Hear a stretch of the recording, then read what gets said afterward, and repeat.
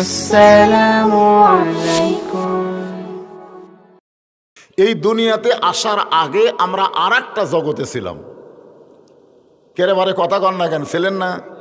ছিলেন ছিলেন আচ্ছা, সেই জগতের কথা কি আমাদের মনে আছে? মনে নেই। কত বছর ছিলাম সেটাও জানি না। সেই জগৎকে বলা হয় রুহের জগৎ। দুনিয়াতে আসার পরে রুহের জগতের কথা আমাদের মনে নাই, কিন্তু ছিলাম এটা আমাদের বিশ্বাস করার দরকার আছে না নাই?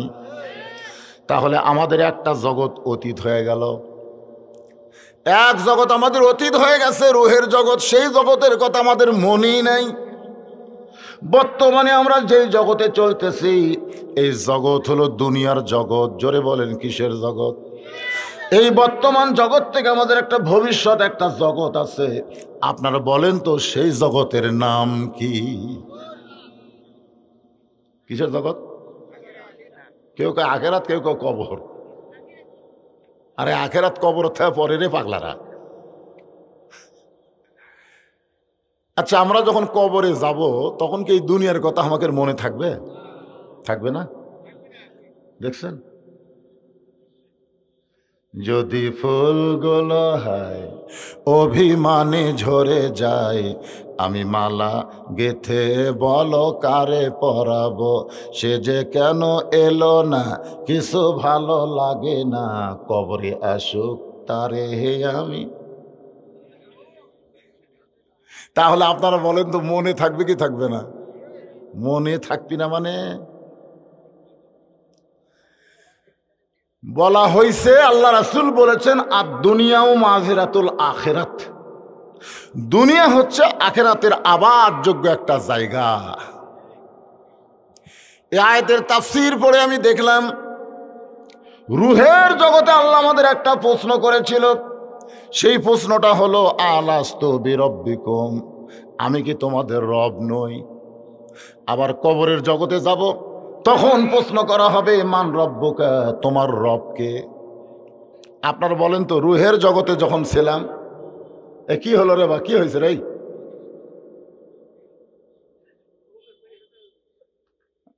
ঘুমাচ্ছে তো শুয়ে থন। খেয়াল করেন, যাবেন না গোরস্থানে? যাবেন না? দেখবার যাবেন? দেখবার একটু মনোযোগ দিয়ে শোনেন। অমাইয়াবু তাগি গয়রাল ইসলামা দীনান ফালাই ইউকবালা মিনহু, এই আয়াতের তাফসীর। রুহের জগতে আল্লাহ আমাদের প্রশ্ন করেছিল আলাস্তু বি রব্বিকুম, আমি কি তোমাদের রব নই? আবার কবরের জগতে গেলে প্রথম প্রশ্নই হবে মান রব্বুকা, তোমার রবকে। রুহের জগতে আমরা বলেছিলাম বালা বালা, আপনি আমাদের রব। কেবলমাত্র রুহের জগতে যারা আল্লাহকে রব বলে স্বীকার করেছে তাদেরকে বাছাই করে করে আল্লাহ মুসলমানের ঘরে কবুল করেছে। আর যারা বলেনি ওরা হিন্দুর ঘরে, বৌদ্ধর ঘরে, খ্রিস্টানদের ঘরে, ইহুদির ঘরের মধ্যে জন্ম নিচ্ছে। তাহলে জন্মগতভাবে আমরা আল্লাহর প্রশংসা করতে পারি যে আল্লাহ তুইয়া মুয়া ঘরে আমাদের জন্ম দেয় নাই। যেই ঘরে আমরা জন্মেছি এই ঘরটা হলো মুসলমানের ঘর। ধরে কোন সুবহানাল্লাহ। বিশ্বাস করেন, যারা মুসলমানের ঘরে জন্ম নিয়েছেন তারা কবরের ঘরে গেলেও 1 নম্বর প্রশ্নের উত্তর আপনারা পারবেন। আর 1 নম্বর যদি পারেন 2-3 খুব একটা বিষয় না। হ্যাঁ, 1 নম্বরই তো, খুব খেয়াল করবেন 1 নম্বর। তাহলে আমরা জন্মগতভাবে এমন একটা ঘরে জন্ম নিয়েছি, এইটা আমরা জন্ম নেই নাই, স্বয়ং আল্লাহ মেহেরবানি করে আমাদেরকে মুসলমানের ঘরে পাঠায় দিছে। এই জন্য আমরা প্রশংসা করব কার? আরো জোরে। আল্লাহর প্রশংসা করার আর একটা কারণ দেখেন, আমাদের কিন্তু কোনো টেনশন নাই। শোনেন, কোনো টেনশন নাই। আছে? কি জন্য নাই? এই তো আমার ভাই পান খাচ্ছে আর করছে নাই। কি জন্য নাই কন্ত? টেনশন না থাকার পিছনে কারণ হলো মনের ঘরে তালা দিয়া চাবি নিয়া আসেন সাই, আমি অধম সাধ্য কি তার হুকুম ছাড়া বাইরে যাই। আমার দুই কান্দে দুই মোহরি লিখিতেছেন ডায়েরি, দলিল দেখে রায় দিবে, টাকা পয়সার নাই কারবার। সবাই বলেন আছেন আমার মুক্তার, আছেন আমার ব্যারিস্টার। শেষ বিচারের হাইকোর্টেতে, শেষ বিচার হাইকোর্টেতে আমাকে পার হওয়া লাগবে না, তিনিই পার করবেন। সেজন্য বলেন শেষ বিচারের হাইকোর্টেতে তিনি আমায় করবেন পার, আমি পাপী তিনি জামিনদার। আল্লাহ যখন হাকিম হবে আমরা তখন আসামি হব। ওই সময় আমাদের নবী আমাদের উকিল হবে, আমাদের ব্যারিস্টার হবে, আমাদেরকে সুপারিশ করে জামিন করে আল্লাহর জান্নাতে পৌঁছায়া দিবে। এখান থেকে প্রমাণ হলো আমরা যত পাপ করি আমাদের কোনো টেনশন নাই। খুশি না খুশি না বেতার রে, আমরা যত পাপ করি আমাদের কোনো টেনশন নাই, কারণ আমাদের উকিল আছে। এ কথা কন না কেন? হাকিমের কাছে আমাদের উকিল আছে রে, সুপারিশ করে করে আমাকে জান্নাতে পৌঁছায় দিবে। আমাদের উকিল কি বলেছে শুনছেন? আমাদের নবী উকিল ব্যারিস্টার বলেছেন, আমার একজন উম্মত যতক্ষণ জান্নাতের বাহিরে থাকবে আমি নবী ততক্ষণ জান্নাতে ঢুকবো না। প্রশংসা করবেন কার? নবী না হয়ে দুনিয়ার, না হয়ে ফেরেশতা আল্লাহর, হয়েছি উম্মত আপনার, তার তরে শুকুর। হাজারবার কে রে, হাজারবার। এই গজল যখন লেখছে তখন 1000-এর দাম ছিল, এখন সোয়াবিন তেলি 200। এখন 1000-এর খাওয়া আছে, তখনকার মানুষ 1000 উপরে হিসাবই জানতো না, এই জন্য বেশি মনে করেছিল 1000। বর্তমান বাংলাদেশে 1000 বললে চলবে না, আমাদের বলতে হবে কোটি কোটি। আলহামদুলিল্লাহ। আমরা আল্লাহর প্রশংসা কেন করব? এই যে কোরআন শরীফের ওয়াজ আপনারা শুনবেন, 3টা স্বীকারোক্তি দেওয়া লাগবে, 3টা। ধরে কোন কয়টা? তারপরে তাফসীর শুরু হবে। 1 নম্বর স্বীকারোক্তি হলো এই কোরআনে কোনো সন্দেহ, যারা বলবেন না তারা কিন্তু বিপদে পড়বেন। কোরআনের ব্যাপারে যারা জবান খুলবে না, মরার আগে আল্লাহ তাদের জবান বন্ধ করে দিবে। মানে বাঁচা থাকতেই জবান নাই। সবাই বলতেছে চোখ ঠিক আছে, বারে হাত লড়তেছে, পাও চলতেছে, জবান নাই। আল্লাহ রাসূল বলেছেন কোন ব্যক্তি সারা জীবন যদি পাপ করে আর মরার সময় জবান খুলে আল্লাহ আল্লাহ আল্লাহ আল্লাহ জিকির করতে করতে যদি মারা যায়, শুধু আল্লাহ জিকির করে মরে যাওয়ার কারণে আল্লাহ তার জীবনের সব পাপ মাফ করে দেয়। আর কোন ব্যক্তি সারা জীবন যদি নেক কাম করে কিন্তু মরার সময় জবান বন্ধ, আল্লাহ আল্লাহ বলে মরবার ফেললো না, ওই ব্যক্তির সারা জীবনের ভালো কাজ আল্লাহ কবুল করেনি বলে তার জবান বন্ধ করে দিয়েছে। এখন আপনারা কোরআনের পক্ষে যদি কথা না বলেন, আল্লাহ খুশি হবে না বেজার হবে? এই জন্য সবসময় জবান বন্ধ রাখা ঠিক না। আমাদের বাংলাদেশে মানুষ জবান খুলতেছে না, যার কারণে প্রতিদিন নিত্য প্রয়োজনীয় জিনিসের দাম বাড়তিছে। জোরে কোন কথা ঠিক কিনা? 80 টাকা সার সোয়াবিন কিনছে, কিনবার যে 200 টাকা আছে, একটা লোকও জবান খোলে না, খালি বলতেছে আদি সার দে। এতদিন 2 সাল নিতেন, এই পাগলা কম দে, কম খামো। পেঁয়াজের দাম তখন 300 গেছিল, তখন যারা 2 কেজি কিনে তারা কিনছে 1 পাওয়া করে। বউ বলছে পেঁয়াজ কম দাও, তরকারি তেল বেশি দাও। তখন তেলের দাম কম আসলো, তো পেঁয়াজ কম দেয়, তেল বেশি দিয়ে তরকারি স্বাদ করছে। একটা সমস্যা, আমরা জবান খুলবার পারতেছি না। কিসের কারণে খুলতেছি না আল্লাহ ভালো জানে। জোরে কান কে ভালো জানে? আপনারাও মনে হয় কিছু জানেন, কি কোন একটু জানেন না আপনারা? তাহলে কোরআনের পক্ষে জবান খোলা দরকার আছে না নাই? এই কোরআনে কোনো সন্দেহ এই কোরআনে কোনো ধোঁকা, এই কোরআনে কোনো গোজামিল। মাশাআল্লাহ, এই যে তিনটা নাই যারা করলেন, ফেরেশতা বলতেছে আল্লাহ যারা তিনবার তোমার কোরআনের পক্ষে নাই নাই নাই কইল, এদের রেজাল্ট কি? আল্লাহ বলতেছে ওদের রেজাল্ট হলো ওদের জীবন থেকে আমি আল্লাহ রহমানুর রহিম নামের ওসিলাই জাহান্নামকেও নাই করে দিলাম। আপনি কি মনে করতেছেন জান্নাতে যাইতে খুব বেশি আমল লাগে? আল্লাহ রাসূল খালি বলেছিলেন চাচা একটা বার খালি বলেন লা ইলাহা ইল্লাল্লাহ মুহাম্মদ রাসূলুল্লাহ, আমি আপনার হাত ধরে জান্নাতে নিয়ে যাব। সারা জীবন আবু তালেব কুফরি করেছে, শুধু বলেছিল একবার। তাহলে জান্নাতে যাইতে গেলে সারা জীবনের আমল লাগে না, আল্লাহ খুশি হলে এক মুহূর্তের আমলে 8টা জান্নাতের দরজা খুলে দেয়। জোরে কর কথা ঠিক কিনা? সারা জীবন লাগে নাকি? এখন আসরের নামাজ পড়ছে সামনে কাতারে, কোন কাতারে? নামাজ শেষ করে জমির ধান দেখবার গেছে, যা দেখো ওপর জমির পানি, নিচে আর জমির পানি নাই। চিন্তা করতেছে উপরে এত পানি, আমার পানি নেই, কি করি? চারিদিকে এরকম তাকাচ্ছে, চারিদিকে তাকায় দেখে আশেপাশে কেউ নাই। আস্তে করে বসে জমির আল কেটে দিছে, ওই পানি ধুয়ে হাত ধোছে, ধুয়ে অপর দিকে দাঁড়িয়ে আবার চারিদিকে তাকায় বলে আলহামদুলিল্লাহ কেউ দেখেনি। আপনারা বলেন তো ওরা খালি আসরকে সারা জীবনের নামাজ দিয়ে ওই জান্নাত যাবে?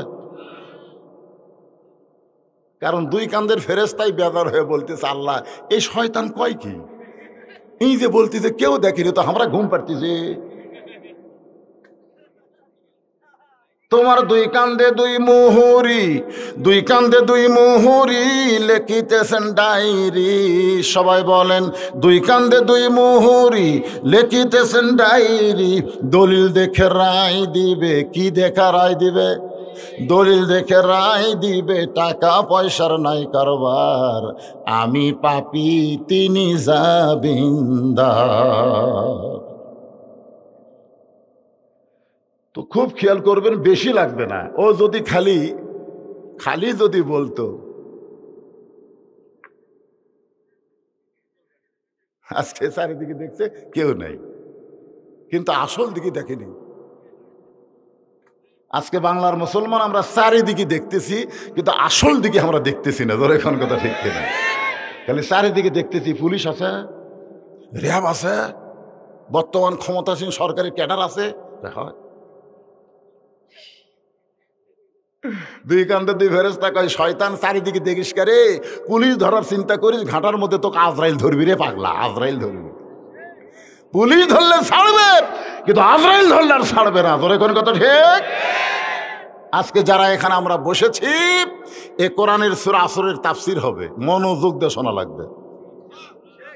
হতে পারে জীবনের শেষ মাহফিল, পারে কি পারে না? আমাদের বক্তার তো কোনো গ্যারান্টি নেই, আপনাকে তাও আছে না, আমাকে নাই ভাই।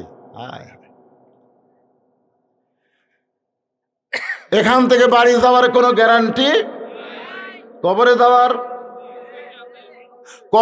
গ্যারান্টি আছে, কিন্তু বাড়ি যাওয়ার গ্যারান্টি নাই।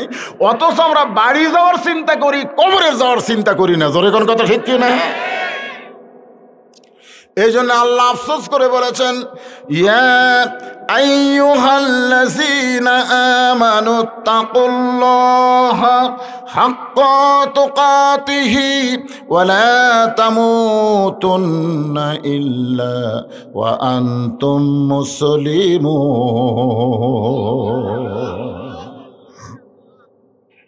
সুবহানাল্লাহ, আল্লাহু আকবার। কারণ সুবহানাল্লাহ আলহামদুলিল্লাহ বলে শয়তান আপনার গাও টিপি, আপনি যত সুবহানাল্লাহ বলবেন শয়তান গাও টিপি। কারণ সুবহানাল্লাহ আলহামদুলিল্লাহ বললে আল্লাহ খুশি হয়, কিন্তু শয়তান বেজার হয় না। কিন্তু যখন আল্লাহু আকবার বলবেন ওই গাও টিপি। আল্লাহ রাসূল বলেছেন যত জোরে আল্লাহু আকবার ও রব্বাকা ফাকাব্বির, যত জোরে তাকবীর দিবা তত জোরে শয়তান দৌড়াবে। যদি এত বেশি জোরে হয় যে শয়তান দ্রুতগতিতে যাওয়ার পারতেছে না, তখন দৌড়ানোর কারণে ওর পাছা দিয়া বাতাস বাড়াবে। জোরে কোন কি বাড়াবে?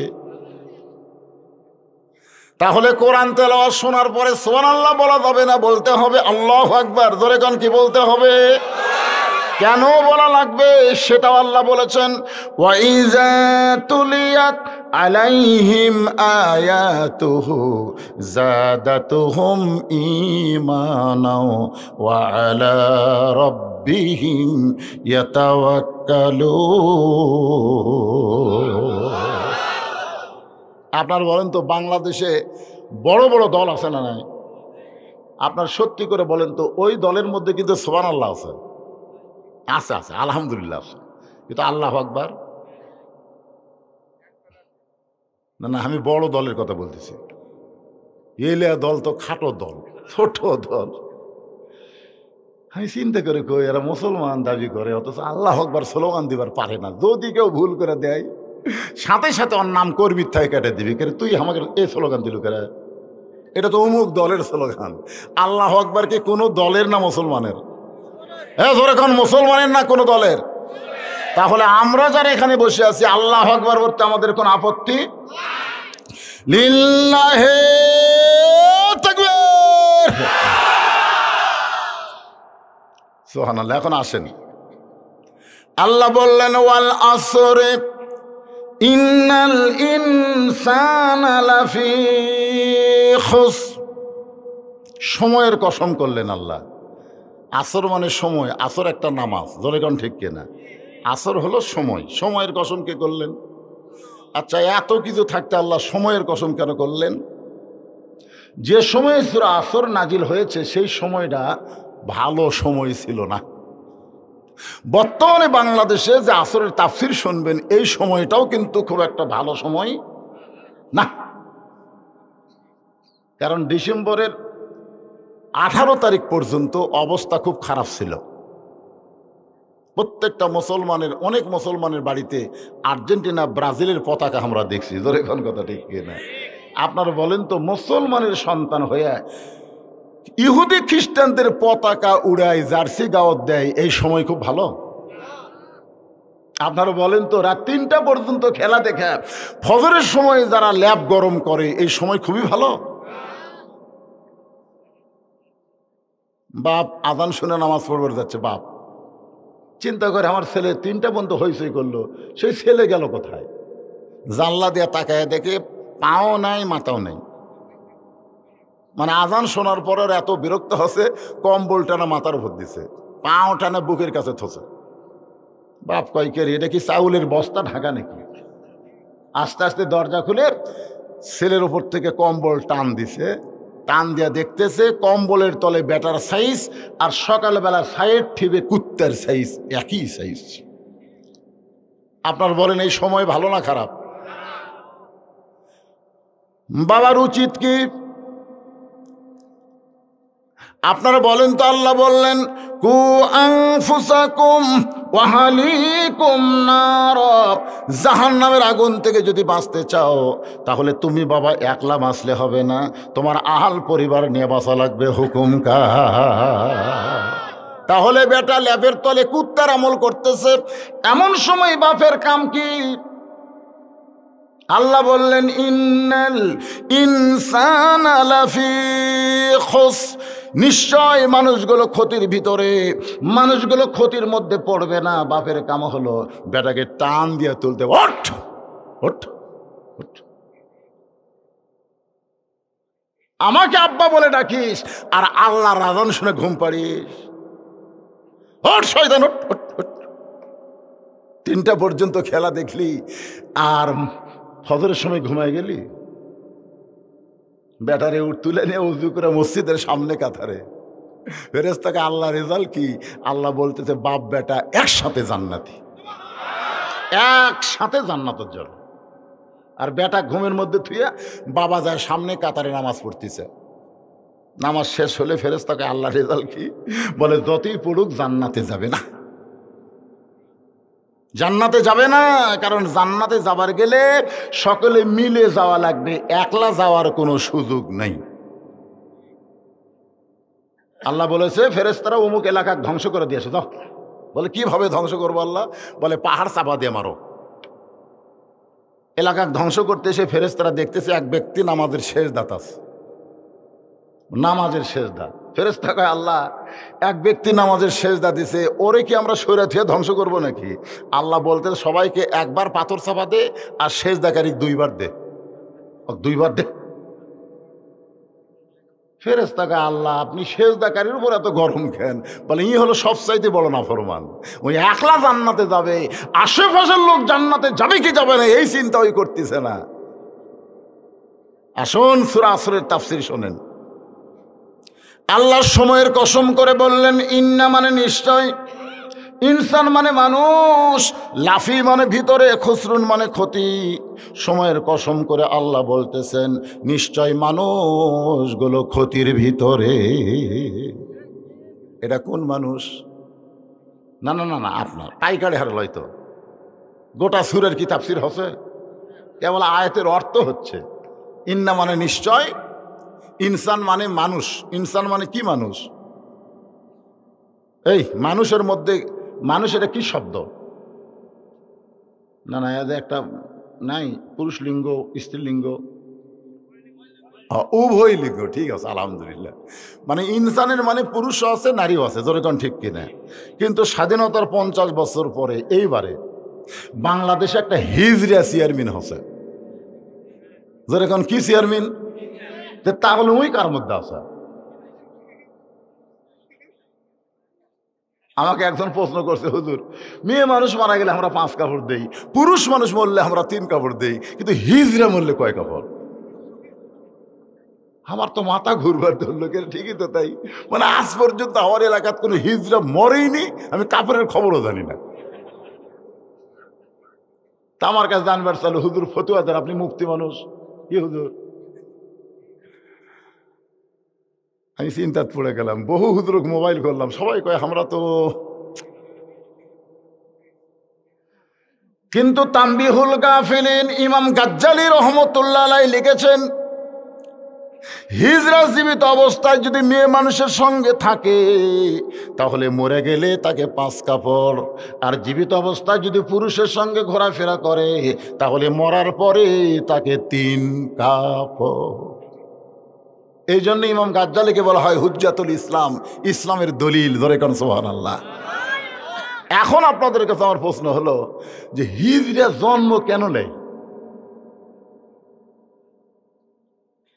একজন বাপ মায়ের কারণ বলতে আরেকজনকে না, ঠিক আছে বুঝবার পারছি, তাহলে সেটা কার কারণে? বাপ মার কারণে, ঠিকই আছে তো। আসেন একটু মনোযোগ দিয়ে শোনেন, ইনসান মানে মানুষ, এই মানুষের মধ্যে পুরুষ আছে, নারী আছে, হিজরা আছে, সকলে ইনসানের মধ্যে আছে না নাই? যখন আছে না নাই? সেই মানুষকে লক্ষ্য করে আল্লাহ বলতেছেন লাফি মানে ভিতরে, খুসরুন মানে ক্ষতি। নিশ্চয় মানুষগুলো ক্ষতির মধ্যে। আদর করে মানুষ আল্লাহ বানায়া কেমনে দিবেন ক্ষতির মধ্যে ফেলিয়া। এই গজল গাইলে কি গুনাহ হবে নাকি? তাহলে এ তরিকতের গজল, তরিকতের মহব্বতের গজল। সকলে বলেন আদর করে মানুষ আল্লাহ বানায়া কেমনে দিবেন ক্ষতির মধ্যে ফেলিয়া। আল্লাহ ডাকলেন ইবলিস রে, তুই আমার আদমকে সেজদা দিলি না কেন? ইবলিস বলতেছে আল্লাহ আদমকে সেজদা না দেওয়ার কারণ হলো আমি আগুনের তৈরি, আদম মাটির তৈরি। আল্লাহ বলে ইবলিস তুই জীবনের বড় ভুল করলি, আমার রহমতের এরিয়াছে তুই বার হয়ে যা। ইবলিস শয়তান যখন আল্লাহর রহমতের এরিয়া ছেড়ে বের হবার চাচ্ছেন, এমন সময় ইবলিস বলে আল্লাহ আপনাকে একটা প্রশ্ন করব। আল্লাহ বলে কি প্রশ্ন করবি? বলে আমার মন বলতেছে আপনার চাইতে আদম বড়। আল্লাহ চমকে উঠে বলে ইবলিস আমার চাইতে আদম বড় কেমনে বুঝলি? বলে 6 লক্ষ বছর আপনাকে সেজদা দিলাম আর একটা সেজদা আদমকে দেইনি। আপনি বলেন তো আল্লাহ একটা সেজদা না দিলে কি 6 লক্ষ বছরের সেজদা বাতিল হয়? আপনাকে সেজদা করছি কয় লক্ষ বছর? যেরকম কয় লক্ষ। আর আদমকে একটা সেজদা করি নাই। আপনি বলেন তোমার 6 লক্ষ বছরের সেজদা, একটা সেজদা না দিলে কি বাতিল হয়? আল্লাহ আদমের দিকে আঙ্গুল দিয়ে বলে, ইবলিস রে শোন, আমি আল্লাহ আদমকে এত ভালোবাসি, আমার চাইতেও অনেক বেশি, যার কারণে একটা সেজদা আদমকে না দেওয়ার কারণে আমি আল্লাহ তোর জীবনের 6 লক্ষ বছর সেজদা বাতিল করেছি। 6 লক্ষ বছর আমাকে সেজদা দিছিস। কাকে দিছে? আল্লাহকে। আদমকে একটা দিসনি। আমার রাগ হওয়ার কারণ হলো আমি আল্লাহ আমার চাইতেও আদমকে বেশি ভালোবাসি। সুবহানাল্লাহ কয় না রে? সুবহানাল্লাহ। আমি আল্লাহ আমার চাইতেও আদমকে বেশি ভালোবাসি, যার কারণে একটা সেজদা না দেওয়াতে তোর 6 লক্ষ বছরের সেজদা বাতিল করছে। এখন চিন্তা করেন, সেই মানুষ ক্ষতির মধ্যে পড়ুক, এটাকে আল্লাহ চায়?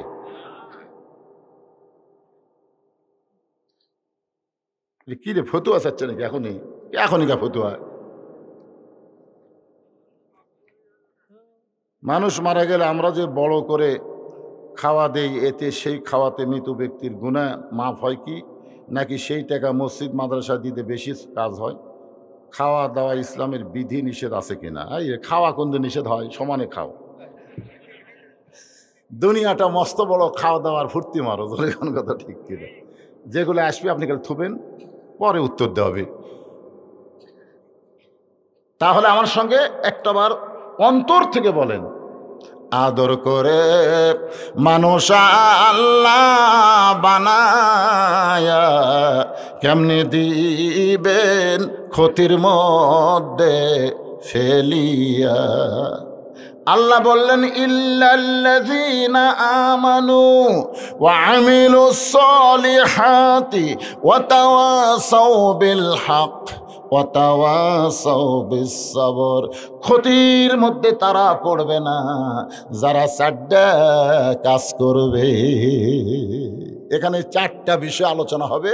এই 4টার ভিতরে যদি আমরা থাকতে পারি তাহলে আমরা ক্ষতির মধ্যে পড়ব। জোরে বলেন, পড়ব। এখন দেখা যাক তো আমরা আছি কিনা, দেখা লাগবে না? 1 নম্বর হলো ঈমান। 1 নম্বর কি? হ্যাঁ, খুব খেয়াল করবেন, আপনি যত ভালো কাম করেন ঈমান যদি না থাকে কাম হবে না। কারণ আল্লাহ রাসূলের চাচা আবু তালেব কত ভালো। আল্লাহ নবী সাহাবীদের সামনে চোখের পানি বের করে বলতেছে যে মায়ের পেটে থাকতে আমার বাবা মারা গেছে। মায়ের পেটে আমি যখন ছিলাম তখন আমার বাবা মারা গেছে। দুনিয়াতে আমি এতিম হয়ে জন্ম নিয়েছি, কিন্তু আমি এতিম নই। সাহাবীরা বললেন, রাসূলুল্লাহ, এতিম হয়ে জন্ম নিয়ে আপনি এতিম হলেন না কেমনে? রাসূল বলেন, আমার চাচা আবু তালেব আমাকে এত দয়া দিয়েছে, আমি বাবার অভাব কোনো সময় বুঝতে পারি নাই। আপনারা বলেন তো, যেই চাচা এত ভালো, নবীকে সন্তানের মতো লালন পালন করলো, সেই চাচাও কিন্তু জাহান্নামে যাবে। মানে আবু তালেব জাহান্নামে যাবে, এটা বলতেও আমার কষ্ট হয়। আপনারা বলেন তো কি কারণে যাবে? এই কলেমা না, ঈমান। কলেমার কথা বলেন না, কলেমা হিন্দুরাও পড়ছে যুদ্ধের সময়। আমার এলাকার যত মুরব্বী হিন্দু আছে সবাই কয়, পারে মুসলমানের কলমার দাম আছে রে।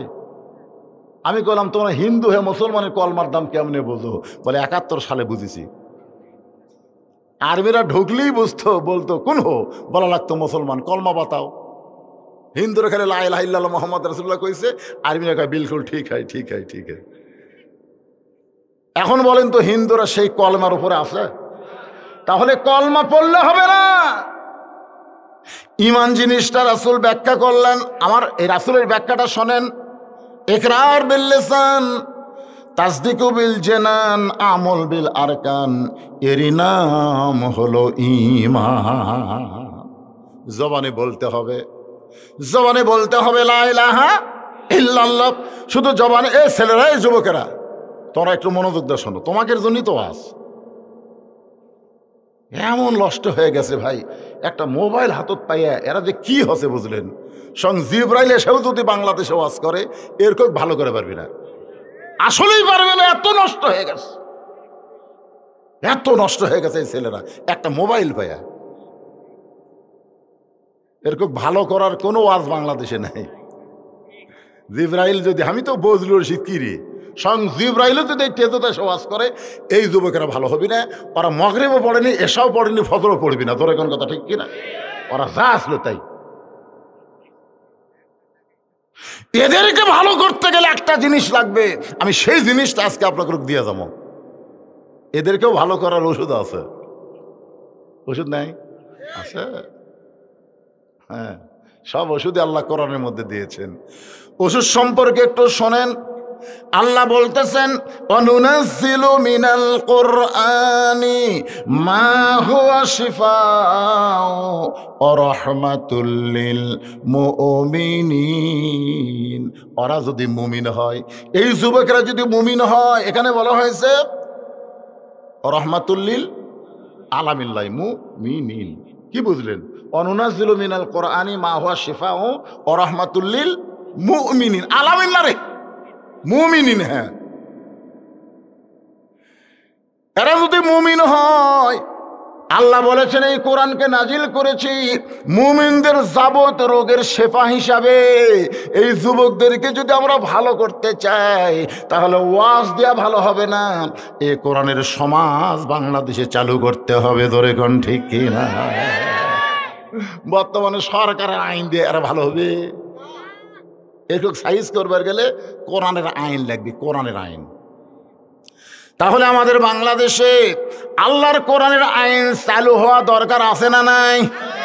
কারা কারা আল্লাহর কোরআনের আইন চালু হোক এইটা আল্লাহর কাছে চান? দুই হাত তুলে আল্লাহকে দেখান। লিল্লাহি তাকবীর। টান টান করে তোলো, যুবকেরা টান টান করে তোলো। হাত নামাও। কয় হুজুর, আল্লাহর কোরআন আইন চালু হলে আমরা কি ওই রকম বেপর্দা মেয়ে মানুষ দেখবার পাবো? তাই আরে পাগলারা, বেপর্দা মেয়ে দেখা লাগবে না। আল্লাহ তোমাদেরকে এই দুনিয়াতে জান্নাতের হুর দেখাবে। তো হুর যদি দেখো এগুলা ব্যাসাই যায়, শিলা কলা দেখা লাভ আছে? হ্যাঁ, একটু মনোযোগ দিয়ে শোনা লাগবে। তাহলে এক নম্বর কি? ইমান। জোরে করে, এক নম্বর কি? এই ইমান সম্পর্কে রাসূল বললেন, ইকরার বিল লিসান, জবানে বলতে হবে, তাসদীক বিল জানান, কলিজার মধ্যে ঢোকান লাগবে। কারণ জবানে বলা সহজ, এটা কলিজার মধ্যে সেট করা বড় কঠিন। আল্লাহ বলেছেন, ইন্নাল্লাযীনা ক্বালু রব্বুনাল্লাহু সুম্মা ইসতাকামু তাতানাজ্জালু আলাইহিমুল মালাইকা আল্লা তাখাফু ওয়া লা তাহজানু ওয়া আবশিরু বিল জান্নাতিল্লাতী কুনতুম তুআদুন। কি বুঝলেন? হ্যাঁ, একটা হলো ইমানের কলমা পড়া, আর একটা ইমান গ্রহণ করা। আমরা যদি বাংলার মুসলমান ইমান গ্রহণ করি, তাহলে আমরা বাতিলের সঙ্গে এক মুহূর্তের জন্য আমরা আপোষ করব না। তাসদীক বিল জানান, খুব খেয়াল করে শুনবেন। এখন কিন্তু আমরা অনেকেই বলি জীবন বাঁচান ফরজ, জীবন বাঁচান ফরজ। এটা আমরা কারা বলি? যারা চারিদিকে তাকায়। যারা চারিদিকে তাকায় তারা বলি জীবন বাঁচান ফরজ। আর যারা আল্লাহর খেয়ালে থাকে তারা কখনোই বলবে না জীবন বাঁচান ফরজ। তাদের একটাই বাক্য হবে, ইমান বাঁচান ফরজ। আপনাদের কাছে জীবনের দাম বেশি না ইমানের দাম বেশি? এটা উঠলো কে রে? কি রে? কি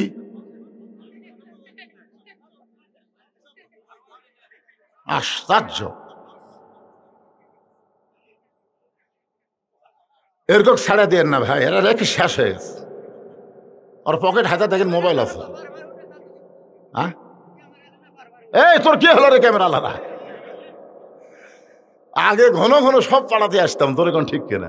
এখন কিন্তু আসবার পারি। এই জন্য চিন্তা করছি কিচ্ছা কাহিনী বাদ দেয়া কোরআনের তাফসির মারা লাগবে। তোর এখন কথা ঠিক কিনা? হ্যাঁ, কারণ ও আস্তর করে পারতেছি না, বুড়া হয়ে গেছি। যে কোনো সময় বিদায় নেওয়া লাগবে, তো বিদায়ের আগ দিয়ে একটু ধার দিয়ে দেয়। ওটা উঠি চলবে না। দুটো কি বসতেছে না উঠতেছে? বসো সোনার সানেরা, বসো, তোমাকে ওয়াজ হচ্ছে তো। তাহলে কি বুঝবেন? এখানে যে আল্লাহর কোরআন আয়াত পড়লাম সুম্মাস্তাকম, সুম্মাস্তাকম মানে অটল হওয়া, কলিজার মধ্যে সেট করা। যখন ইমানটা কলিজার মধ্যে সেট হবে তখন জীবন বাঁচানো ফরজ মনে হবে না ইমান বাঁচানো ফরজ। আজকে আপনারা বলেন তো আমরা কার জন্য বেঁচে আছি? হায় রে, এই জীবনটা ভাই দেখবেন বাতিলের সাথে আপোষ করছে। কি জন্য বাতিলের সাথে আপোষ করলেন? বাঁচা লাগবে না, বাঁচা লাগবে না। শোনেন, আপনি যতই চেষ্টা করেন আপনি বাঁচতে পারবেন না। এ বাংলাদেশে একজন ফাঁসির আসামের কাছে উকিল গিয়ে বলতেছে, উকিল যে ভাই যদি আপনি বাঁচবার চান তো রাষ্ট্রপতির কাছে দরখাস্ত লেখেন। রাষ্ট্রপতি যদি আপনার দরখাস্ত মঞ্জুর করে তাহলে আপনার আর ফাঁসি হবি না। তখন ওই মুসলমান মুসকি মুসকি হাসতেছে। তো উকিল কয় হাসেন কেন? উকিল বলতে তো হাসেন কেন? হাসার কারণ হলো তুই ফাঁসির চিন্তা করিস আর আমি মরার চিন্তা করি। কোনটা আগে, মরা আগে না ফাঁসি আগে? কথা কয় না। একজন কথা ফাঁসি আগে। আমার এলাকার কিছু ছেলে আমাকে কয় হুজুর উমুকের ফাঁসি হলো, উমুকের ফাঁসি হলো। উমুকের মনে হয় ফাঁসি হবে, মানে এক ধরনের নাম ধরে কয় উমুকের মনে হয় ফাঁসি হবে। আমি আর হাত ধরে করলাম, উমুকের মনে হয় ফাঁসি হবে, এটা মনে হয়, আর আমি সত্যি বলতেছি তোর মৃত্যু হবে।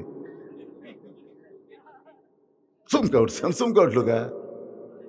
ফাঁসির তারিখ আছে কিন্তু মরার কোনো তারিখ নাই। জোরে কোন কথা কন না কেন? ফাঁসির তারিখ নাই, তারিখ নাই যে অমুক তারিখে ফাঁসি হবে।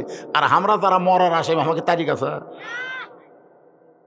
আমাকে এক বক্তা কাউসারি বোক কয়ে গেছে রাত 2টার সময় আসতেছি, কয়া ওয়াজ করবার কাছে, ওয়াজের টেজি অসুস্থ হয়ে গেছে, এনায়েতপুর হাসপাতালে মরে গেছে। বউ 1টার সময় উঠে খালি দুধ গরম করতেছে।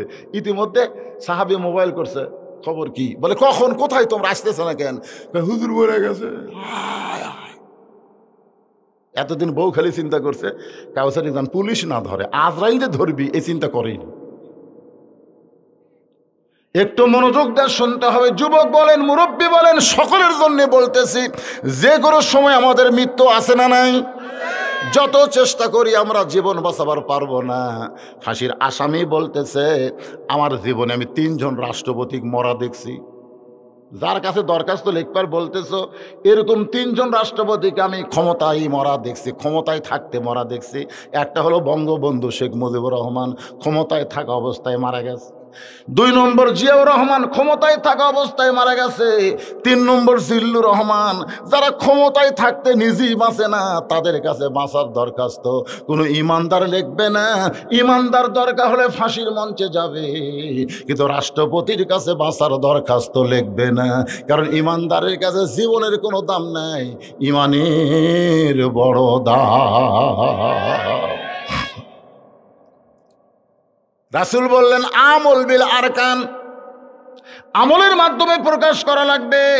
আর সূরা আসরের 2 নম্বর বিষয় হলো ওয়া আমিলুস সলিহাত, নেক আমল করা লাগবে। এখন বলেন তো, ঈমান গ্রহণ করার পরে যত আমল রয়েছে তার মধ্যে 1 নম্বর নেক আমলের নাম কি? সবাই কোন 1 নম্বরের নাম কি? যারা জবান খুলতেছে না তারা মাগরিব এসা পড়েনি। শোনেন ভাই, এতে কবরে যাবেন না, কবরে প্রথম প্রশ্ন হবে মান রব্বুকা, তোমার রব কে? আপনি বলাই লাগবে না, আপনি ইনকা শুয়ে থাকবেন, আপনার নামাজ খাড়া হবে, খাড়া হয়ে বলবে এমন কি নাকি রে, এ কাকে রব সম্পর্কে প্রশ্ন করতেছিস? কাকে বলতেছে? যাই কবর তাচ্ছে তাকে এই সারাদিন কয় রাকাত নামাজ পড়ছে? যে লোকটাকে কবর দিয়ে গেল সারাদিন কয় রাকাত নামাজ পড়ছে? ফরজ কয় রাকাত, সুন্নত কয় রাকাত, নফল কয় রাকাত? মুনকির নাই, মুনকির নাই, জানি না তো প্রশ্ন করিস কেন? জানি না তো প্রশ্ন করিস কেন? মসজিদের মধ্যে ঢুকাই নামাজের নিয়ত করে দিয়ে বলে আলহামদুলিল্লাহি রাব্বিল আলামিন, রুকুর জায়গায় সুবহান রাব্বিল আযীম, সেজদার জায়গায় সুবহান রাব্বিল আলা, তাকে আবার রব সম্পর্কে প্রশ্ন করিস কেন? মুনকির নকির কয় আল্লাহ তোমার বান্দা রব সম্পর্কে প্রশ্ন করলে যে খেপা নামাজ খেপছে, আল্লাহ কয় যার নামাজ আছে তার রবের উত্তর দেওয়া লাগবে না, নামাজই তার রবের উত্তর হয়ে গেছে। হায় হায়, নামাজ পড়ে নাই কব্বরে যাচ্ছে, যা আল্লাহ রাসূল বলেছে আল্লাহ সালাত আলা ঈমানা, যার নামাজ নাই তার ঈমান নাই। তাহলে ঈমান সম্পর্কে সূরা আসরের 1 নম্বর বিষয়, কিন্তু আমলের মধ্যে যখন ঢুকতেছেন তখন বলা হচ্ছে লা সালাত আলা ঈমানা, যার নামাজ নাই তার কোনো ঈমান নাই। লা সালাত আলা দীন, যার নামাজ নাই তার কোনো ধর্ম নাই। বাইনাল আবদি ওয়াল কুফরি তরকুস সালাত, বান্দা কাফেরের মতো পৃথক করার জিনিস তার নামই হলো নামাজ।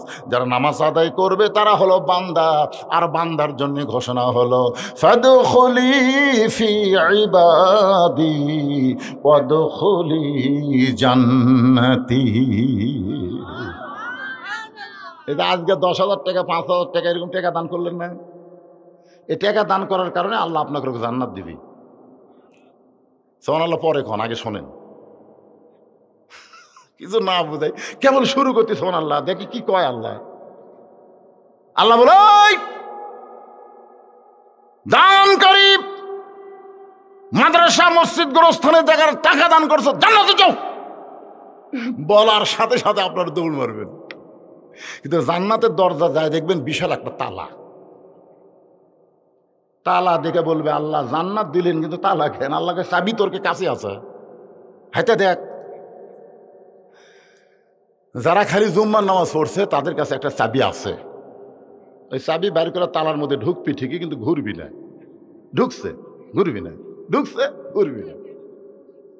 তখন ওরা বলবে আল্লাহ চাবি তো একটা আমাদের কাছে আছে, কিন্তু ঢুকলো ঠিকই ঘোরে না। আল্লাহ কয় দেখ তো 5টা দাগ আছে, ওই চাবির মধ্যে 5টা দাগ থাকা লাগবে। একটা হলো ফজরের দাগ, একটা হলো জোহরের দাগ, একটা আসরের দাগ, একটা মাগরিবের দাগ, একটা এশার দাগ। দেখ তো দাগ আছে। আল্লাহ দাগ তো নেই, তো দেখে জান্নাত দেখে ফেরত আয়। তোরকে ভাগ্যে খালি দেখা হবি, ঢোকা হবি না। এই জন্য জান্নাতে ঢুকবার গেলে আসসালাতু মিফতাহুল জান্নাহ, নামাজ হচ্ছে বেহেশতের চাবি। জোরে কোন কথা ঠিক না? এটা কোন নামাজ? জুম্মার নামাজ। আমি কিন্তু 5টা দাগের কথা কইছি। মসজিদ দোতলা মারাচ্ছে, দোতলা করতেছে। দোতলা কেন? এত মুসল্লি হুজুর ধরে না। হায় হায়, মসজিদের মুসল্লি ধরে না, দোতলা করা লাগতেছে। ফজরের খবর কি? ফজরে 1 কাতারে হয় না, আর বিশ্বকাপ শুরু হয়ে তো নেই। জোহরের খবর কি? বলে কাজ কামের দিন মুসল্লি হয় না। আসরের খবর কি? বলে হাট বাজারের দিন মুসল্লি নাই। মাগরিবের খবর কি? বলে সারাদিন বাজার করে হিসাব করতেছে, তেমন মুসল্লি হয় না। এশার খবর কি? কয় ফজরের মতন মসজিদের মধ্যে কয় কাতার? কয় 9 কাতার। এখন পর্যন্ত 1 কাতার মুসল্লি হয় না, তাহলে দোতলা করবা কেন? তখন বলে হুজুর জুমার দিনে সবার শেষে আসা আগে যায়, ওই শালাকের জন্য দোতলা। সবার শেষে আসা আগে যায়, ওরা কিন্তু মুসল্লি না, এরা হলো শালা। ধরে কারণ এরা কি? আল্লাহ কোরআনে বললেন ফাওয়াইলুল লিল মুসাল্লিন, পড়েন ফাওয়াইলুল লিল মুসাল্লিন আল্লাযীনা হুম আন সালাতিহিম সাহুন আল্লাযীনা হুম ইরাউন ওয়া ইয়ামনাউনাল মাউন। এবছর কিন্তু কিছু নেতা, শুধু নেতা না, প্রধানমন্ত্রী একদিন বলছে যে 23 সাল দুর্ভিক্ষ হবে। আপনারা শুনছেন? 23 সাল কি হবে? আপনারা বলেন তো, রেজেকের মালিককে। তাহলে প্রধানমন্ত্রী যে বলতেছে দুর্ভিক্ষ হবে, আর আল্লাহ বলতেছেন, আল্লাহ কি বলতেছেন? ফালিয়াবুদু রাব্ব হাযাল বাইত আল্লাযীনা আত'আমাহুম মিন জু'ইন ওয়া আমানাহুম মিন খাউফ। এই ঘরের মালিকের গোলামি করো, ইবাদত করো, আমি আল্লাহ তোমাদের 2টা পুরস্কার দুনিয়াতেই দেব। 1 নম্বর পুরস্কার হলো তোমাদের রিজিকের কোনো পেরেশানি থাকবে না, তোমাদের দুর্ভিক্ষ হবে না। আর 2 নম্বর পুরস্কার হলো যাবতীয় ভয় ভীতি থেকে আল্লাহ তোমাদেরকে পুরোপুরি নিরাপত্তা দিয়ে দিবে। তাহলে নামাজ ধরলে রিজিকের কোনো পেরেশানি থাকবে না। তাহলে প্রধানমন্ত্রী দুর্ভিক্ষের কথা না বলে নামাজের বিলটা পাস করে দেখতো, তখন দেখবেন প্রধানমন্ত্রীর অনেক চামচেরাই বেজার হবে। কারণ আমি দেখছি বাংলাদেশে সব ওয়াজ মানে শুনবার চাই, কিন্তু নামাজের ওয়াজ করলে অনেক খালি ইসপিস ইসপিস ইসপিস করে। আপনি বলেন তো, নামাজ সবচাইতে দামি আমল, যার উপরে কোনো আমল নাই, যে আমল না করলে বেঈমান হয়ে যায়। জোরে কোন কথা ঠিক না? আপনি রোজা না করলে বেঈমান হবেন, হজ না করলে বেঈমান হবেন, যাকাত না দিলে বেঈমান হবেন, এ কথা কোনো জাকাত নাই। কিন্তু নামাজ না পড়লে, খালি নামাজ নাই, এক ওয়াক্ত। বুখারী এবং মুসলিম শরীফে রাসূল বলেছেন, মান তারাকা সালাত মুতাম্মিদান ফাকাদ কাফারা।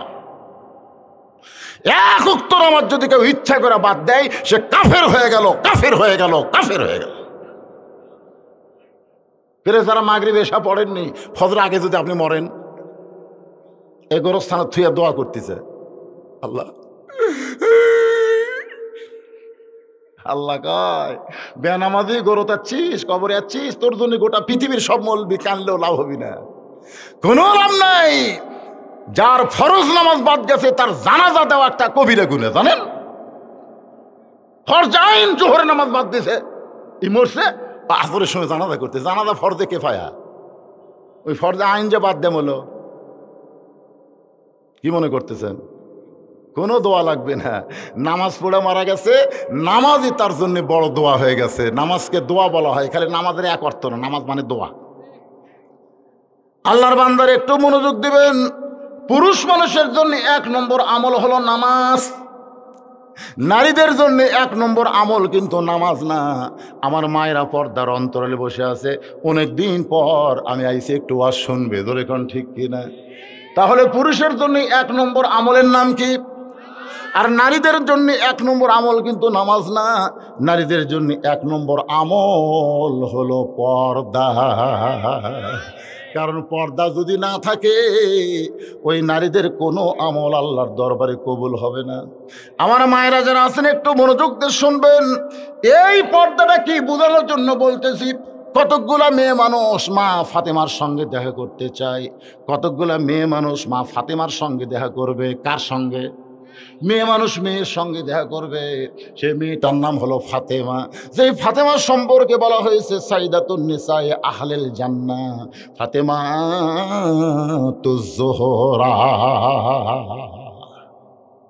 কতগুলো মেয়ে মানুষ দরজার দাঁড়িয়ে আছে, মা ফাতেমার সঙ্গে দেখা করবে, কিন্তু দরজা বন্ধ। জোরে কোন কি বন্ধ? ইতিমধ্যে দেখে একটা ছোট বাচ্চা দরজার সামনে খেলাধুলা করতেছে, মানে দরজা বন্ধ আছে, বাড়ির দরজা সবসময় বন্ধ থাকে। আমাকে লাল খোলা লয়, বন্ধ। আপনাকে কি দরজা খোলা না বন্ধ? যাইতেই ঢোকে, যাইতেই ঢোকে। বাড়ির কাজের, বাড়ির মালিক তাই কাজের লোক বলছে, আমি সবসময় থাকি না, আমি ব্যবসা করি, তোমাকে যা দরকার ভাবির কাছে নিবে। মানে বউ দেখা দিচ্ছে, আমার বউ তোমাকে যা দরকার এই ভাবির থেকে নিবে। তো যে কয়েকজন কাম করে তার মধ্যে একটা ছেলে আবার লুচ্ছে, যেখানে এক ছেলে আবার কি, মানে যা দরকার ভাবির থেকে নিবি। ওই মাঝে মধ্যেই আশা কয়, ভাবি ভাবি আপনার যে সাইজ, ভাবি মনে হয় আপনার বিয়েই হয়নি। মানে এমন তাল মারতেছে, আপনার যে সাইজ মনে হয় আপনার বিয়েই হয়নি ভাবি। তখন ভাবি চোখের পানি বার করে বলতেছে, 12 বছর হলে বিয়ে হচ্ছে, তোমার ভাই এই সুন্দর কথা কোনোদিন কয়নি। আচ্ছা, কোনোদিন কোনো স্বামী বলবি তোমার বিয়ে হয়নি এ কথা কবি? কিন্তু যারা ওভার ডিউটি মারবি তারা কিন্তু এই তাল দিবি। তোর কার কথা ঠিক কেন? এই তাল কখন দেয়? যখন দরজা খোলা থাকে। দরজা যদি বন্ধ হয়, এই তাল দেওয়ার কোনো সুযোগ নাই। আল্লাহ কোরআনে বললেন, অকরনা ফি বুয়ুতিকুন্না ওয়ালা তাবাররুজনা তাবাররুজাল জাহিলিয়াতিল উলা। একটা ছোট বাচ্চা দরজায় দৌড়াদৌড়ি করতেছে, খেলাধুলা করতেছে। মেয়েদের মধ্যে একজন ডাক দিয়েছে, বাবু বাবু তোমার নাম কি? সঙ্গে সঙ্গে খেলাধুলা বাদ দিয়ে বাচ্চাটা বলতেছে, আমার নাম হলো হোসাইন ইবনে আলী। সুবহানাল্লাহ কবেন না? হোসাইন ইবনে আলী মানে কি বুঝতেছেন? আমার নাম হলো হোসাইন ইবনে আলী। সঙ্গে সঙ্গে মেয়েরা চমকে উঠে ভাবতেছে, এইটাই তাহলে ফাতেমার সন্তান।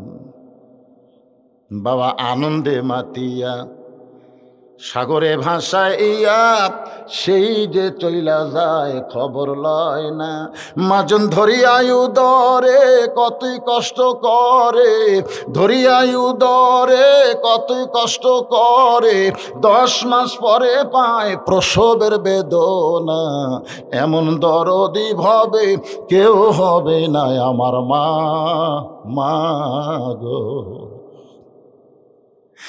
এক মেয়ে হোসেনের কপালে চুমাতে বলে, বাবু আমরা তোমার মায়ের সঙ্গে একটু দেখা করবার চাই, তুমি যদি তোমার মায়ের কাছে গিয়ে আমাদের দেখা করার জন্য একটু যদি অনুমতি নেবার পারো। হোসেন বলতেছে, আপনাদের কোনো টেনশন নাই, আমি যাচ্ছি। জোরে কোন সুবহানাল্লাহ। আমাকে ছেলে পেলে কি কবি, যাচ্ছি, আমার খেলা লাগবে না। পানি পড়ালে কান্না বন্ধ হয় না, তেল পড়ালে কান্না বন্ধ হয় না। একদিন বলতেছে, হুজুর আপনাকে দোয়ার মধ্যে কোনো শক্তি নেই। আগেকার পীর সাহেবেরা ফু দিয়ে বোতল ফাটাছে, আর আপনার কি করেন হুজুর? আমি কলম বারে পানি পড়া দিলাম, তেল পড়া, তাও কান্দে হুজুর। কিছুদিন পরে বলতেছি, খবর কি? আর কান্দে না। আলহামদুলিল্লাহ। তাহলে কি দিয়ে ভালো হলো? দোয়া দিয়ে ভালো হয়নি হুজুর, ওর বাপ একটা মোবাইল কিনে দিছে।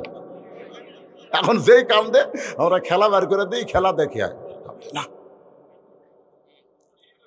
ছোট ছোট বাচ্চারা খেলাধুলাতে পাগল হয়ে গেছে। কথা এখন ঠিক কিনা?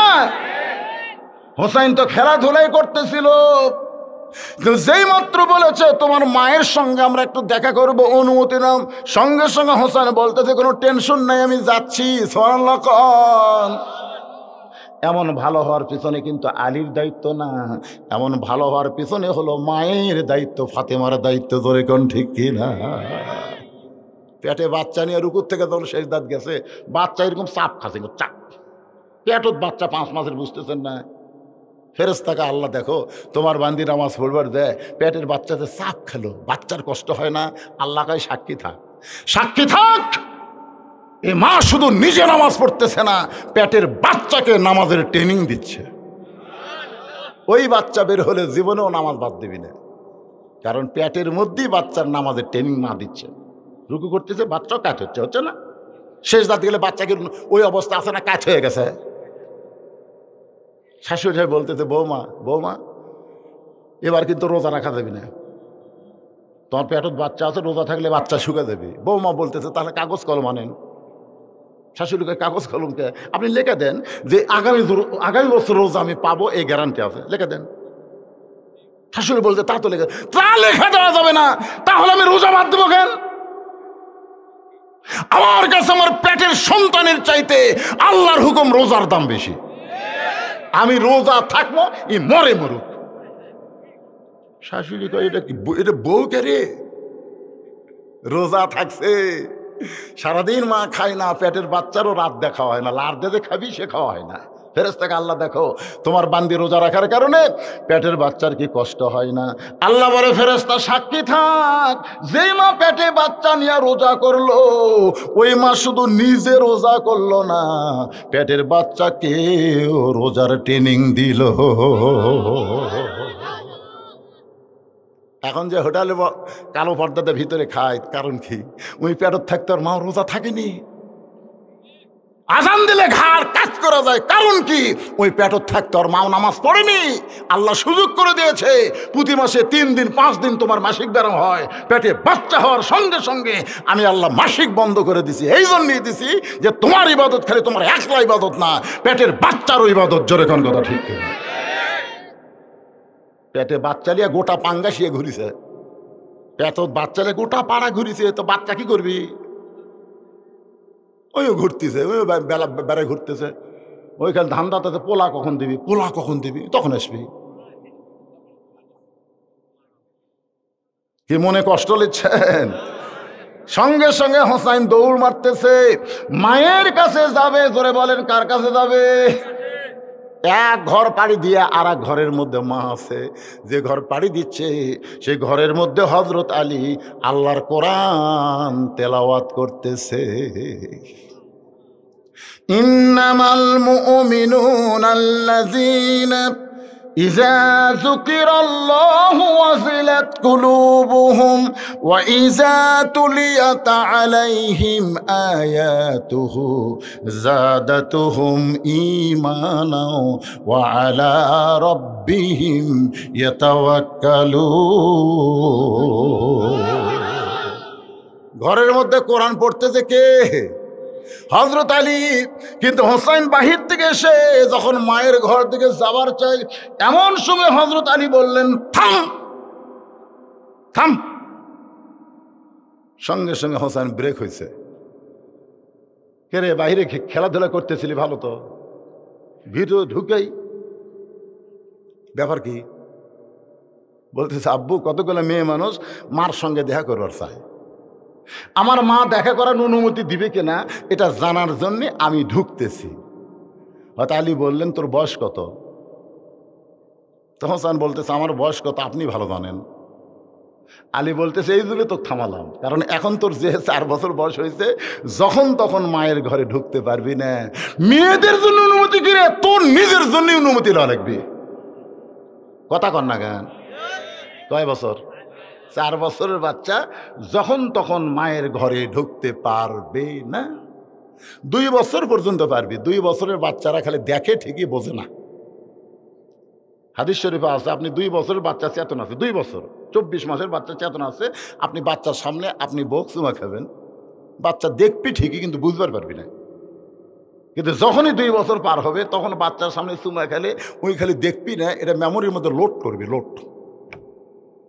ওই বাইরে এসে বলতে পারে, আব্বা তাই মাছ চাপা ধরছিল রে, এটা বলবার পারে না। এই জন্যে 2 বছর পর্যন্ত সন্তান চেতন থাকা অবস্থায় আপনি বউকে মহব্বত করে পারবেন। যেই 2 বছর পার হবে, সন্তান ঘরে থাকা অবস্থায় আপনার হালাল বউকেও আপনি আদর করতে পারবেন না, কারণ সিসি ক্যামেরা আছে। ধরে কারণ কি ক্যামেরা? তাহলে হোসেনের বয়স কত? জোরে কোন কয় বছর? 4 বছরের বাচ্চা যদি হঠাৎ মায়ের ঘরে যায়, আর মা যদি বেআব্রু অবস্থায় থাকে, কারণ ঘরের মধ্যে মেয়েরা খুব পোশাক খুব একটা ভালো পরে না, জোরে কোন কথা ঠিক কিনা? বাইরেই যে অবস্থা, যদি ফাতেমা একটু বেআব্রু অবস্থায় থাকে, আর এমন সময় যদি হোসাইন ঢোকে, তাহলে কিন্তু মা জিব্বাত কামড় দিবে, জোরে কোন ঠিক কিনা? কেন হোসাইন মাকে দেখলো। এই জন্যে বলতে, হোসাইন তোমার বয়স হয়েছে 4 বছর, এই 4 বছর বয়সে তুমি যদি মায়ের ঘরে ঢুকতে চাও, তোমার অনুমতি লাগবে, তোমাকে দরজায় বলতে হবে, আসসালামু আলাইকুম আম্মি, আমি হোসাইন একটু ঘরের মধ্যে ঢুকতে চাই। মা যদি বলে 2 মিনিট পর, এখন না 2 মিনিট পর, তাহলে কখন ঢোকা লাগবে? হে জোরে কান, কয় মিনিট? 2 মিনিট পর। মেয়ে যখন বড় হবে, তখন বাবা ইচ্ছা মতো মেয়ের ঘরে ঢুকতে পারবে না। মেয়ের ঘরে ঢুকতে গেলে বাবার অনুমতি লাগবে। সুবহানাল্লাহ লাগান। যে মেয়েকে আপনি কোলে নিয়েছেন, চুমা খাচ্ছেন, মেয়েকে বুকের মধ্যে ঠেকাইছেন, মেয়েকে ঘাড়ে নিয়েছেন, কান্দে নিয়েছেন, সেই মেয়েটা যখন আপনার বড় হয়ে গেল, আপনি ইচ্ছা মতো মেয়েকে আর আদর করতে পারবেন না। আল্লাহ নবী জোহরের নামাজের পরে ফাতেমাকে দেখার জন্য আইছে। ফাতেমার ঘরের দরজায় সালাম দিল, আসসালামু আলাইকুম মা, আমি তোর বাবা, একটু তোর দেখতে চাই, তুই একটু দরজা খোল। ফাতেমার দরজায় এসে ওয়ালাইকুম আসসালাম বলে বলতেছে, বাবা মেহেরবানি করে আপনি ফেরত যান, এখন আপনার জন্য দরজা খুলতে পারবো না। আল্লাহ রাসূল বললেন, ফাতেমা তাহলে আসরের নামাজের পরে আসতেছি। নবী চলে গেলেন। আসরের নামাজের পরে এসে দরজায় সালাম দিয়ে বললেন, ফাতেমা আমি নবী একটু তোমার ঘরে ঢুকতে চাই। ফাতেমা বলে, বাবা আপনি কি জানেন না আপনার মেয়ে বড় হয়েছে, যখন তখন বাবা মেয়ের ঘরে ঢুকতে পারবে না। ও বাবা, আমার শরীরে এমন একটা কাপড় আছে, যে কাপড় পরে আপনার জন্য দরজা খুলতে আমি বড় শরম পাই। সঙ্গে সঙ্গে আল্লাহ নবী গায়ের চাদর খুলে জানলার কাছে গিয়ে বললেন, ফাতেমা এই চাদরটা পরে আমার জন্য দরজা খুলে দে মা, আমি একটু তোর মুখটা দেখে যাবার চাই। ফাতেমা জানলা দিয়ে চাদর নিয়ে সেই চাদর উপরে বাবার জন্য দরজা খুলেছে। ফাতেমা মাটির দিকে তাকায় আছে, নবীর মুখের দিকে তাকায় না, মাটির দিকে তাকায় আছে। রাসূল বলতে, ফাতেমা এত শাস্তিস কেন মা, তোর চোখের নিচে আমি সুরমার কালো দেখতে পাই। ফাতেমা কান্দরে বলে, বাবা আমি সাজিনি বাবা, সাজি নাই, আজকে 3 দিন হলে না খাওয়ার কারণে আমার চোখের নিচে কালিমা পড়ে গেছে বাবা, আমি সুরমা দেইনি বাবা, আমার চোখের নিচে কালিমা পড়ে গেছে। সঙ্গে সঙ্গে নবী ফাতেমার হাতটা নিয়ে একটা চুমো দিয়ে বলে, ফাতেমা আমি তোরে কিছুই দিতে পারলাম না মা।